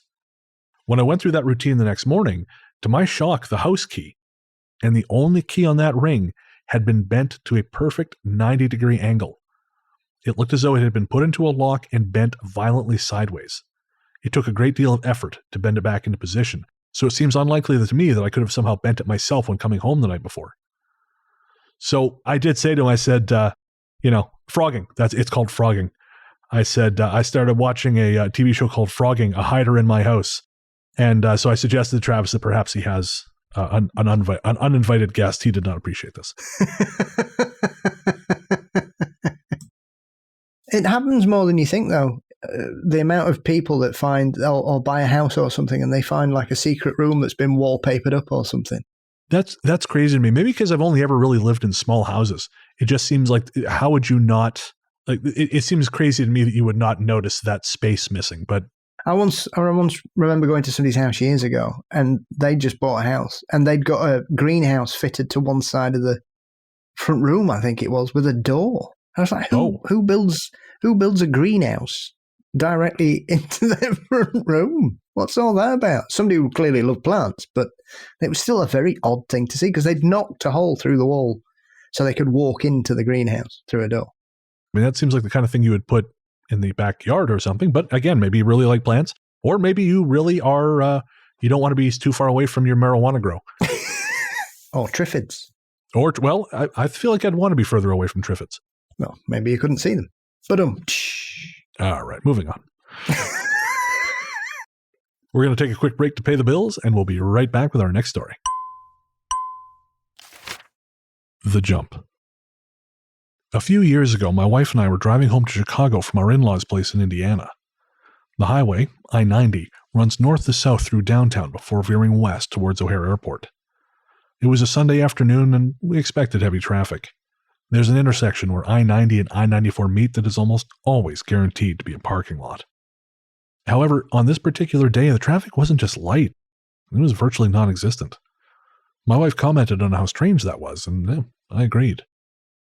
We didn't think anything of it until we passed through the downtown loop area. There are a number of overpass bridges in this section that we passed under, as we had done many times before. I knew that after the last bridge, our exit, Irving Park, was about 15 minutes away, traffic depending. But just a moment or two after we cleared that last bridge, I saw our exit sign fly by us. I thought that was odd at first, and had I been alone, I would have assumed I just zoned out to music or dozed off or something. But no sooner had the thought crossed my mind when my wife said, "How did we get all the way up here?" It was like we skipped over miles of highway in an instant. There were no other indicators, no flashes of light or anything like that. The encounter reminded me of those who claim to suddenly miss time, where hours will blink by in an instant, only instead of time, it was space. When I brought this story to the internet to see if anyone could offer an explanation, someone helpfully suggested I check my Google timeline to see what it said. For those of you who don't know, Google Timeline is basically Google tracking your movements for various nefarious reasons, but they sell it to you as a helpful guide for figuring out where you left your keys or whatever. Going back through my movement history, I found the day in question, and what I saw there only raises further questions. My in-laws live roughly 90 minutes away from our house, but on that day, Google Maps lost its mind completely, and while it shows us traveling the route, it says it took us over 24 hours to drive less than 75 miles. I know traffic in Chicago gets bad, but this is ridiculous. And that just seems like straight up missing time to me, Paul. Very much so. Very much so. It has all the hallmarks of nothing making sense. The timeline thing kind of reminded me because a couple of years ago, maybe I guess about four years ago now, I was in Victoria driving around at night with my friend. We were driving in the city of Langford, which is sort of a separate municipality north of Victoria. And we were in this one neighborhood and things felt, there's a few places out there where things just feel kind of hooky. And this was one particular occasion. And afterwards, I went back and checked my Google timeline because I don't know, I just had this feeling. And it was very similar in that it perfectly tracked us all through Langford. But during that period where things felt off, it could not accurately track us. It kind of had us all over the place, which I thought was interesting. And it could just be a glitch in the cell phone thing, but I think the fact that it coincided with whatever this ominous feeling we were having is significant. I think the interesting part of that particular story is that they comment that they notice that the traffic is considerably lighter than normal. I was thinking that, yeah. And it is near O'Hare Airport. Also this. It's not November 2006 when they were making that journey, is it? I don't think so. Not if they had Google Timeline. Oh, yeah, of course. Of course. That would. It does remind me, and I can't remember, this is a long time ago we did this story, but there was a story about someone, I want to say, who worked for a jet propulsion lab in the Bay Area. And if I'm not mistaken, this is a long time ago, but basically they drove to work in the morning, and there was no traffic on the road whatsoever, very little traffic, comparatively speaking, but at the same time, they got to work late. And they said the timing doesn't add up because they left for work at the same time. I wish I could remember which episode that was. Listeners, if you know, write in and let us know. But I'm sure I could dig through the scripts and find it. But if you guys are really good at this stuff. But yeah, it was similar where the roads should have been full because it was commuter traffic in the Bay Area, which is a fucking nightmare. But it wasn't, or something along. It is very, very, very similar terms. Yeah, and you're right. It's like they're moving through a kind of liminal space. Yeah. I think one of the most famous incidents I remember hearing about is a chap called Bruce Gernon. Doesn't sound familiar. So he was flying a plane inside the Bermuda Triangle. Okay. And he thinks he traveled 200 miles in 10 minutes. Oh. And he basically was surrounded by a weird cloud. Right. That came around him, which was a funny colour. And he could see a sort of hole at the end of it. And so he just aimed for it and hoped for the best. And when he appeared out of it, I think he was above Miami and he shouldn't have been anywhere near it. Oh, wow. And even his fuel tank registered the fact that he hadn't travelled as far as he thought he had. Right. I'm sure it's a guy called Bruce Gernon. There's also a famous flight that went missing in and around the Florida Keys, wasn't there? I want to say like a squadron, maybe? Flight 19. Oh, okay. December 1945 on a training exercise. All lost. Never been found. Still to this day. Fascinating. And that Don't was go to Florida is, I think, the moral here. Which, Yeah, that's a very strange one because the weirdest, one of the weirdest, I mean, it's a weird story anyway that you lose a group of experienced pilots on a training flight who seem to have lost their bearings and both their sets of compasses stopped working and people think they ditched in the sea, but nobody knows where they land. So we're nearly 80 years on, they've still never found the planes. 80 years? Yeah, they've never found them. Wow. But one of the weird things about that is the day after they disappeared, they sent a search plane out to find them, and that disappeared. Oh, interesting. I feel like I don't normally hear that part of the story when people tell it. Yeah, I always thought that's one of the weirder aspects of it. I mean, them losing the bearings and getting lost, you know. I mean, the fact it was peacetime as well, so they weren't shut down and they just stopped responding. So people think they got too far out, so they think that they were out into the Atlantic, whereas they thought they were somewhere else. Right. Because they completely lost everything.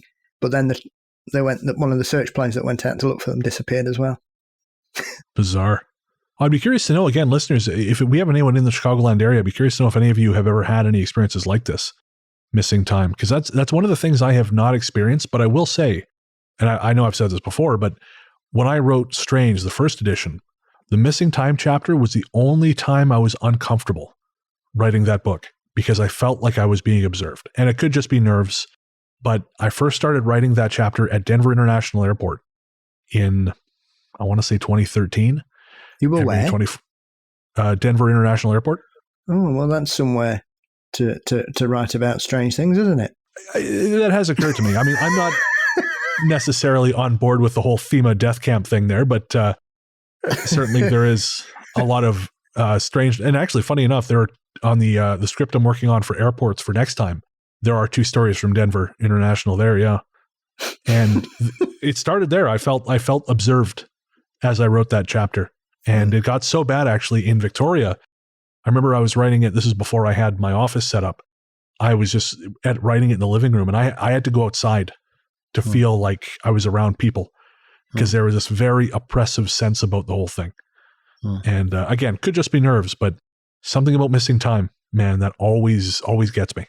I think it's one of those aspects as well that seems to span different aspects of the paranormal as well. It's not just, because it's not really something you would consider a supernatural event. It conjures up potential alien encounters, being fairy-led or meeting the ancient ones. It takes you into a realm that challenges your very perception of the world around you and what science is supposed to tell you about time, really. Very much so. I think that's one of the reasons it was so effective. And that's why I think, my experience could very well just be sort of me hyping myself up, because I do just find it very, what's the word?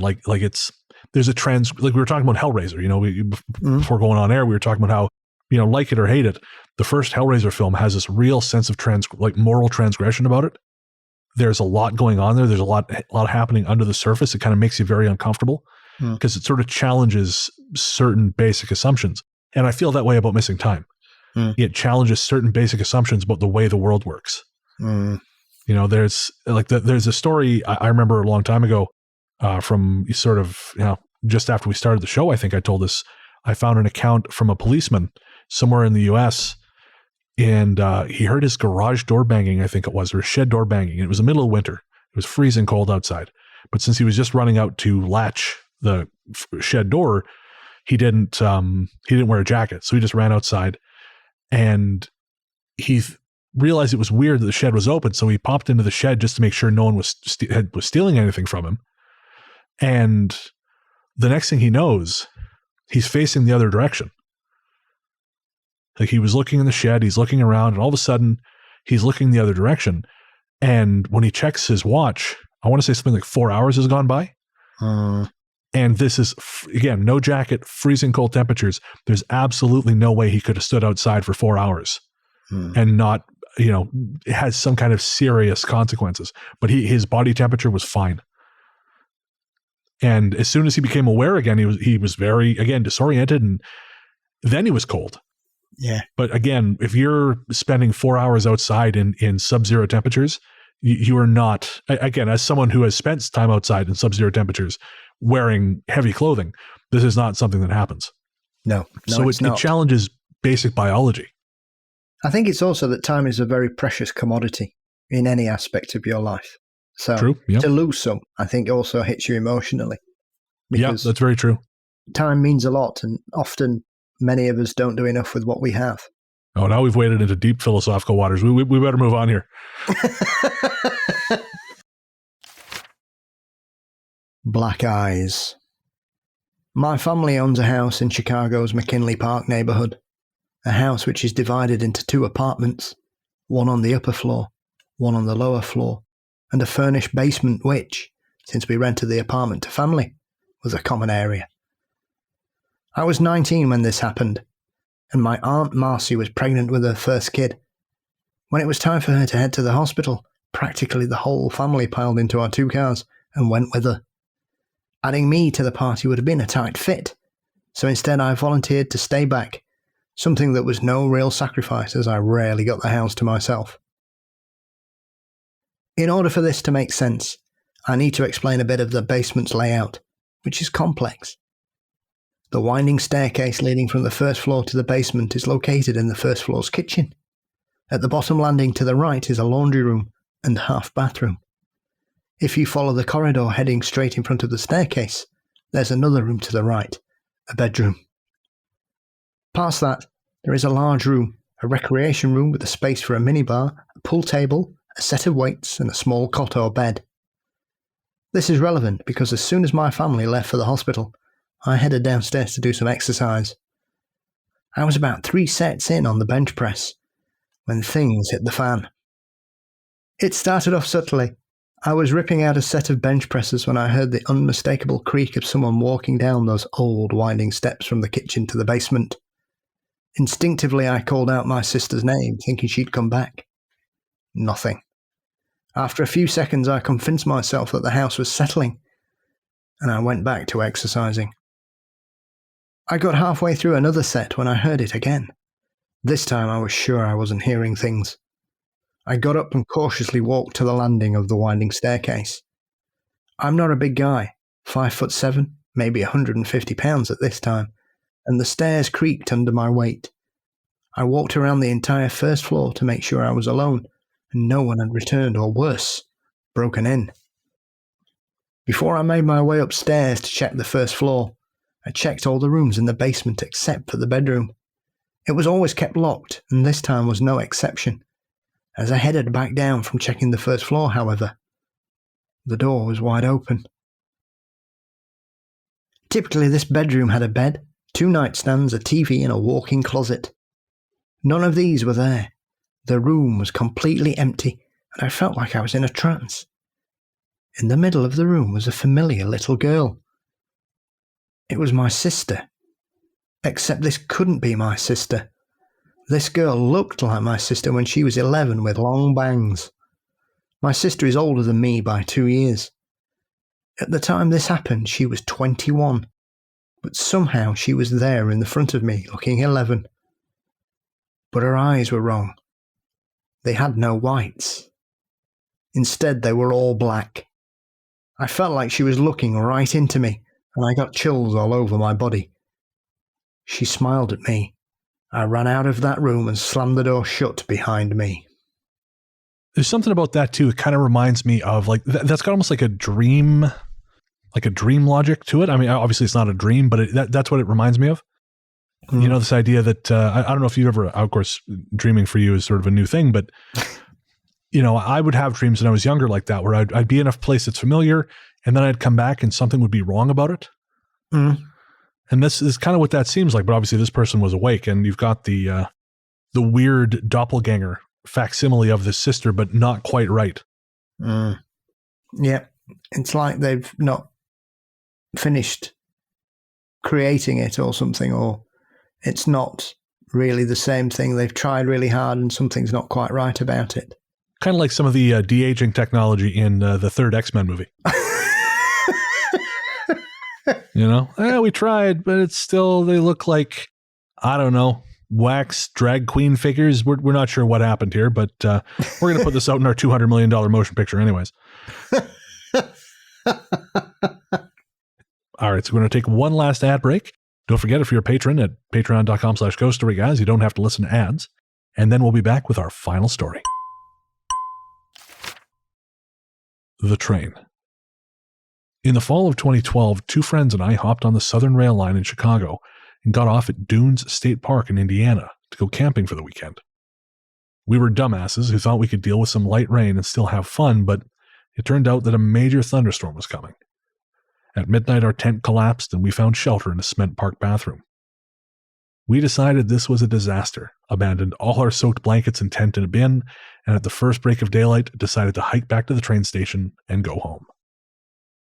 When we got to the train station, it was about 5 in the morning and still mostly dark.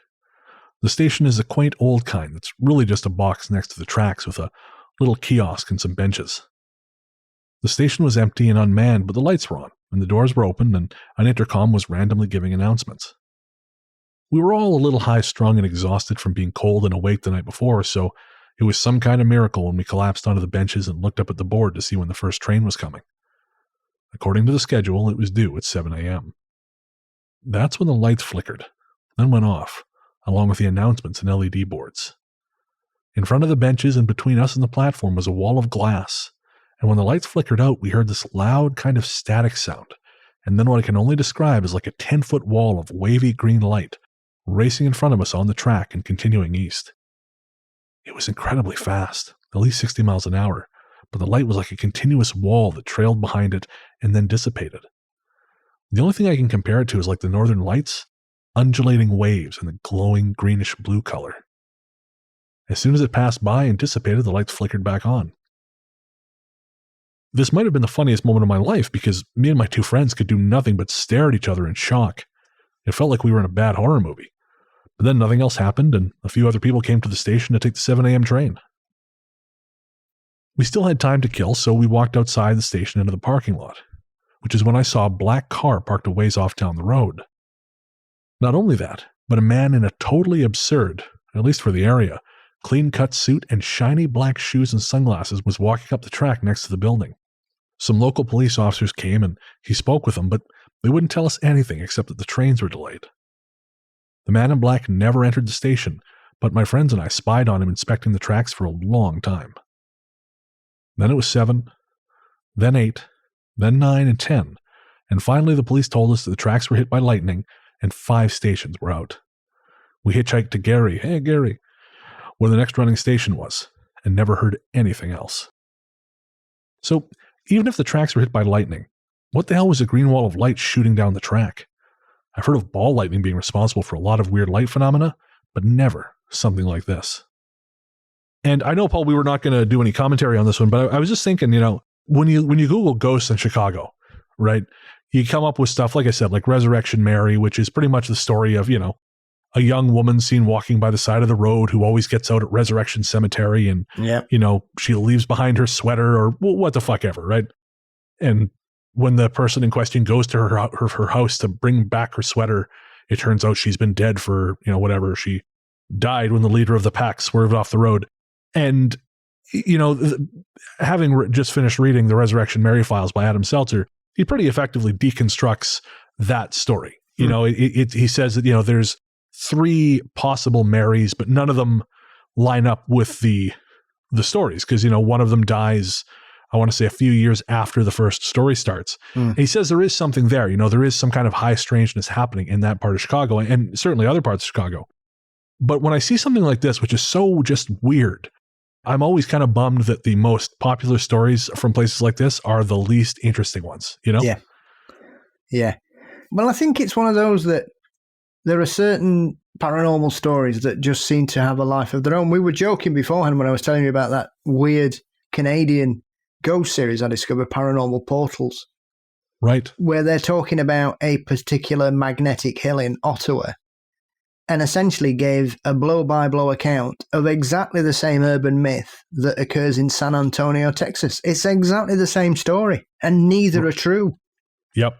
So I've often wondered why that particular story seems to last there's loads, isn't there? There's like the couple whose car break down, Hookman.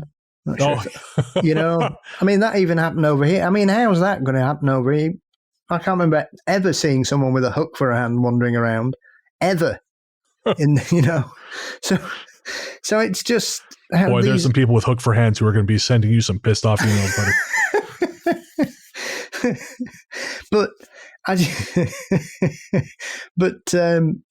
It's just, it baffles me sometimes why these stories, they're not that interesting or scary either. They're just pretty, I don't know, it's just the old, it's like the old, the heartbroken woman had to kill herself because her husband left her, or she had to throw herself out in a window, or she was bricked up alive with a child, and just... I would like to think we eventually get to a point where we've shaken down these nonsensical stories, because I love, especially anything to do with modes of transport. It makes me interested, or something occurring like in this particular one, because you think, well, this has clearly only started in the last 150 years, but why? Yeah. I'm sure there's some kind of combination of, factors, including like cities getting larger, modes of communication becoming like mass communication becoming more efficient. But yeah, you wonder why people flock so readily to the wrong story, and not the one where something is actually happening. Like in that same book, there might've been another book actually, but another book by Adam Seltzer is what I'm saying. I think it might've been the Resurrection, because I read a couple in the run up to this, but he said that he's actually received death threats when he tries to disprove the story of Resurrection Mary. And I say not disprove, but just maybe again show that, okay, the popular version of it is not correct. There is something happening, but it's much stranger. And he said people just weirdly defend the version of it in their head, and that I find bizarre. You have one over here, The Ghost of Bluebell Hill, which is another famous hitchhiking ghost story from the UK, which is a true story, and you can trace it back to the tragic events of a bride-to-be being killed on the eve of their wedding by a drunk driver. People will always dismiss it as urban myth or just people misperceiving the road or whatever. That, however, doesn't take into consideration that there was a witness who has been interviewed on television and states, as a matter of fact, that he stopped on that road and picked a woman up in a bride dress, and she disappeared in the car, and he went to the police station. Right. Now that is far more interesting than anything I've ever read about Resurrection Mary. Oh, 1,000%. And even some of the stories he tells in the book, you know, which are other accounts from that, I think it's Archer Avenue, they're more interesting than this, again, like nonsensical, you know, after the sock hop, she was, whatever, in a car accident or something. You know, there's stories about horses of light cantering down the road. That's vastly more interesting. But again, people, they get kind of invested in the myths. And I guess, again, that's a great takeaway from this episode and kind of what we do here is don't get attached to that kind of stuff. You know, you don't, if someone says, okay, this particular ghost story, this is not the way it happened, that's okay, because there's plenty of other weird shit out there that's real. Absolutely. And you can't be too precious about things. If we want to know more and we have to ask difficult questions, then what you think 20 years ago should not be what you think now when you're dealing with these kind of subjects, because you learn, you grow, you take on new information, and you learn what's nonsense. What I knew about the paranormal 20 years ago, probably not worth writing on the back of a stamp these days. Fair. I was certainly much dumber. I was also, no, okay, never mind. I was going to say I was much younger than I actually was. No, getting old, Paul. Getting old. You're still sexy, though. Thank you. That's what I've been saying. And everyone's just all, how did you get in my house? And I'm calling the police. So. Please put your clothes back on. Yeah, that too. All right, folks. Well, that is our show. That is High Strangeness in Chicago. I hope you enjoyed it. Again, we would love to hear your stories from Chicago or otherwise. Shoot us an email or send us a voice note to ghoststoryguys@gmail.com. And now we're going to take a quick break and be right back with our Ghost Force shoutouts.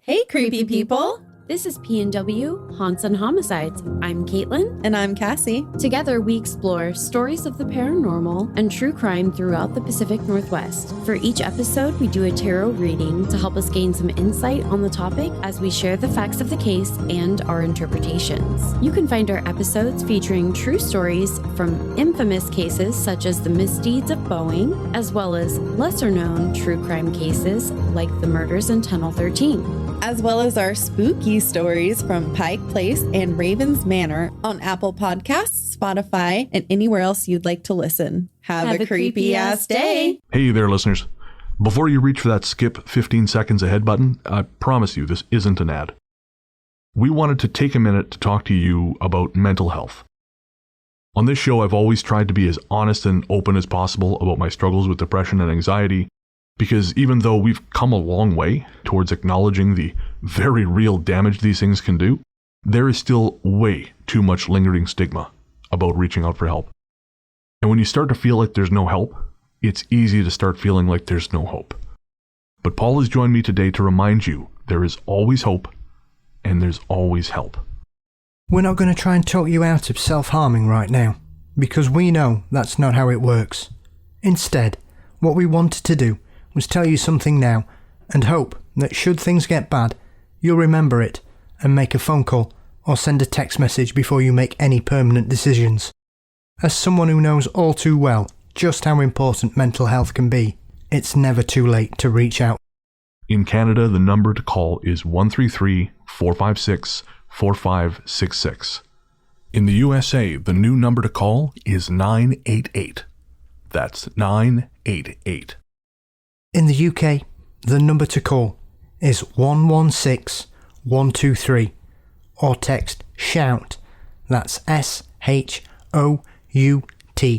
to 85258.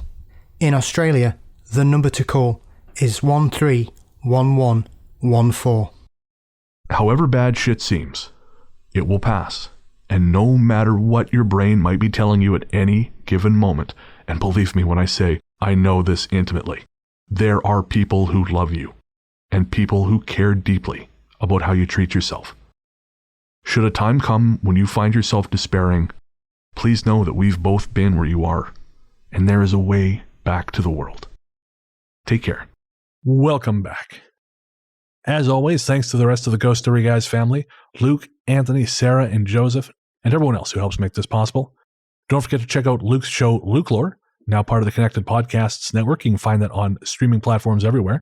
Joseph is one of the founders of AZ Sports Underground, and that is a one-stop shop for all things Arizona sports related. And he is also co-host of the show Weird Together, which is a YouTube live stream that we do every month, and we talk about the latest and greatest in horror movies. So you can find a link to Weird Together in the show notes, and I'll also include a link to AZ Sports Underground. And of course, thanks to you, my friend and co-host, the inimitable Paul Bestel, the paranormal Johnny Carson, host of Mysteries and Monsters. What's coming up on M&M, Paul? I seem to be fighting off demons most of this month, as I've got 2 episodes dealing with demonic attacks and a couple of witchcraft cases from North America in the 19th and 17th centuries, which are quite unusual, and one of them's quite amusing, as well as diving into the mysteries and legends of Amazonia, which is a subject I've never covered before, and also my first chief that I've interviewed. I've never had the pleasure of speaking to any of the indigenous populations of the Caribbean before, so that's a good episode as I very cool. hurtle towards my Halloween special, but more of that later. Oh, fabulous. And where can everyone find you online? You can find Mysteries and Monsters across all social media platforms and where all good and some bad podcasts live. You can find me. I'm on Twitter and Instagram as Largely the Truth.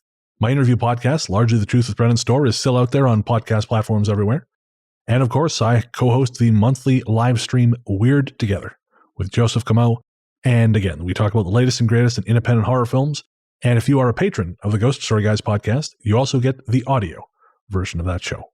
So again, that's Weird Together. Check the show notes for links to that. It's a lot of fun. We just talked about the Senegalese horror film Saloum, which is brilliant, and it was a really great conversation. A little more sobering than some of our conversations. It's hard to, you don't want to make jokes about some of the subjects covered in that film, but very, very good movie. And if you folks haven't seen it, I think it's Shudder exclusive right now, but it's brilliant.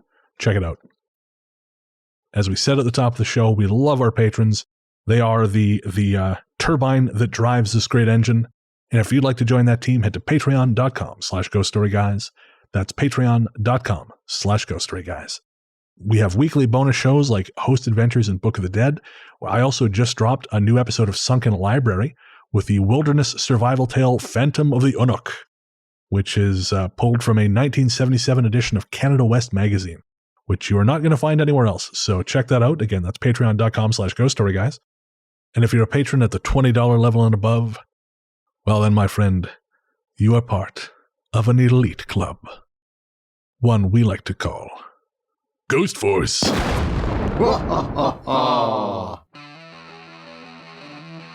That's right. Patrons at the $20 level and above are members of Ghost Force and get thanked every second show in this segment because, by God, it sounds cool and, well, frankly, we're very fond of it now. Yes, we are. We can even do this voice without really trying anymore. Yeah, it's true. Last time was a little tough because it was my first time doing it in this apartment. Now I don't care what anyone thinks of me, so away we go. This time around, the members of Ghost Force are Atham Saragon, Amy Chamberlain, Carrie Lumbertus, Cheryl Baker, Generic Bob, Hannah Brown, Hilary Dissassour, Jade Moores, Jason R. Slaughter, Jennifer Mullen, Jennifer Sharko, Joseph Como, Kimberly Hansen, Lumpy Rug, Maddie Leatherman, Mara Noriega, Mark Simler, Peter Guns 08.5, Rebecca Brink, Rhonda Sheen, Richard Easby, Robin Tian. You are the proud, you are the spooky, you are Ghost Force. Ooh. for real, guys, thank you so much. We really, truly appreciate your contributions to the show. We always have fun doing that. Thank you. And again, if you want to join the team, patreon.com/Ghost Story Guys. All right, Paul, any guest appearances coming up for you? Yes. Okay, there we go. Well, you heard it here first. I've got a couple lined up for November, as well as I may be returning to the world of writing for a esteemed publication of the paranormal in the near future. So watch this space. Very cool. Well, we will watch this space. I was just a guest on the Cinema 9 podcast that is out now. And that is a movie podcast, obviously hosted by, among other people, our longtime listener, Travis Roy. Of course, we were just talking about Travis's stories earlier on the show. Mm-hmm. And they had me on to talk about the 1993 Sylvester Stallone classic, Cliffhanger. So, and now I had audio. Of course, I had audio problems. The one time someone invites me on their fucking podcast, I had my Bluetooth. I realized too late what it was. It was my Bluetooth headphones trying to wrest control away from my microphone. So there's stretches where I go silent because I can't figure out what the fuck is going wrong. But it was still a great time. I got to make lots of jokes at Sylvester Stallone's expense, and honestly, John Lithgow's expense, because his English accent in that film was pretty terrible. Sounded perfect to me. Okay, then. Well, again, you heard it here first. Sounded like it was from Bury. That's also not going to make much sense, folks. But that was another joke from the full podcast we had before we recorded the full podcast. But yeah, so you can find that everywhere you get your podcasts. Again, it was Cinema 9. Big thanks to Travis and Eric for having me on. I had a really great time. And don't forget, for any appearance that Paul, me, Luke, or Anthony, or anyone else who's associated with the show do, we always put a link at ghoststoryguys.com in the blog on the main page. So if you want to listen to those shows, you're not sure where to find them, head to ghoststoryguys.com and you will find a link to all of our appearances there. If you want to pick up some Ghost Story Guys merch, head to our TeePublic store. You can find that by clicking the link in the show notes or by going to ghoststoryguys.com and following the link to the store.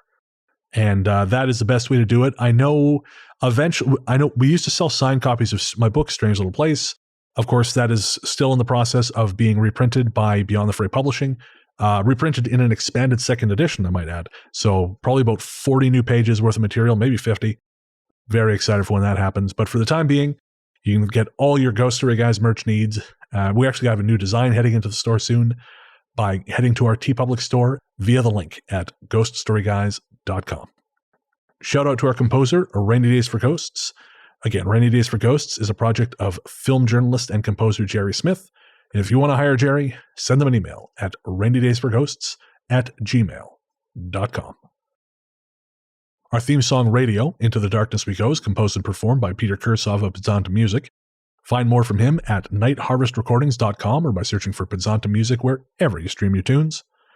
Our stories theme is The Future Belongs to Them Now by Hexagram. Find more from them by searching for Hexagram wherever you get your music. Remember, that's Hexagram with 2 X's, not 3. I guess that's going to do it. Well, we'll be back in a couple of weeks, but until then, into the darkness we go.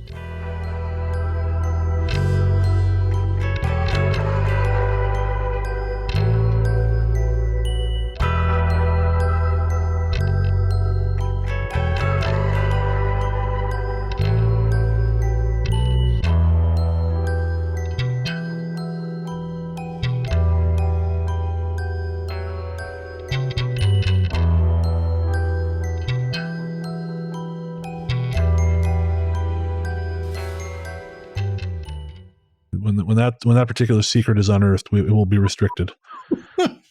Paul, are you going to go fuck with cave people and pretend like you're a god? Yes. Okay, you're not allowed to go. I'd be like Loki. Yeah, exactly. I was thinking Kang, but yeah, I guess Loki. A little more benevolent, not benevolent, but a little more mischievous than just straight up evil. I'd go back with a box of matches. He's a god. Give me all your shiny rocks. And she told me that my mouth's playing tricks on me. I don't know about his eyes. Done it again. Yeah, well, at least you came. At least it brought you back. I was Jesus. enveloped by a cloud of bollocks. Don't know what's going on with that. Very odd. No. It's all right. It's a night for patience. Yeah, apparently.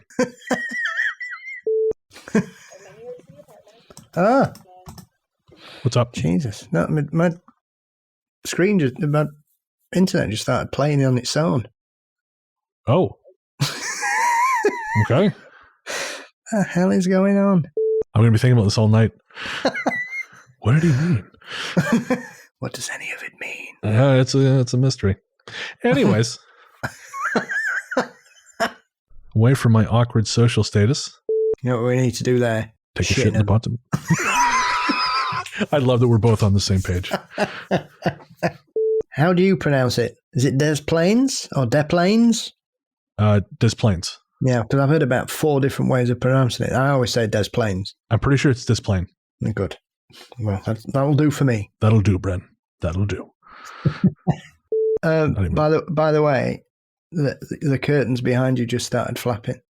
I mean, that could because like you can't really see it, but I'll show you exactly how it looks because it's so dark. It's a towel, and so my head keeps hitting it. Oh, thank God for that! I thought you were having the strange visitor. No. This is just my shitty. That's very good depth perception. It looks far away in the dark. It's the magic of the closet. Of course, what's going to happen is it's going to open up. I'm going to get sucked back in there. So, you know. Yeah, it's you and Liberace. All right. So, where are we here? The Jump. The Jump. Is that me or you? Who read? It's been so long. I can't remember who. It's you. Okay. I did the Staying at Grandma's. Right. That's it. Yeah. We got. Geez, I forgot that we went crazy with that one. Holy shit. We really went off. All right. That's interior design, my friend. It takes you to faraway places. Or, no, I can't think of any good jokes. I'm just papering over the cracks. Boo. Boo. Rooms. I got nothing. Feng shui.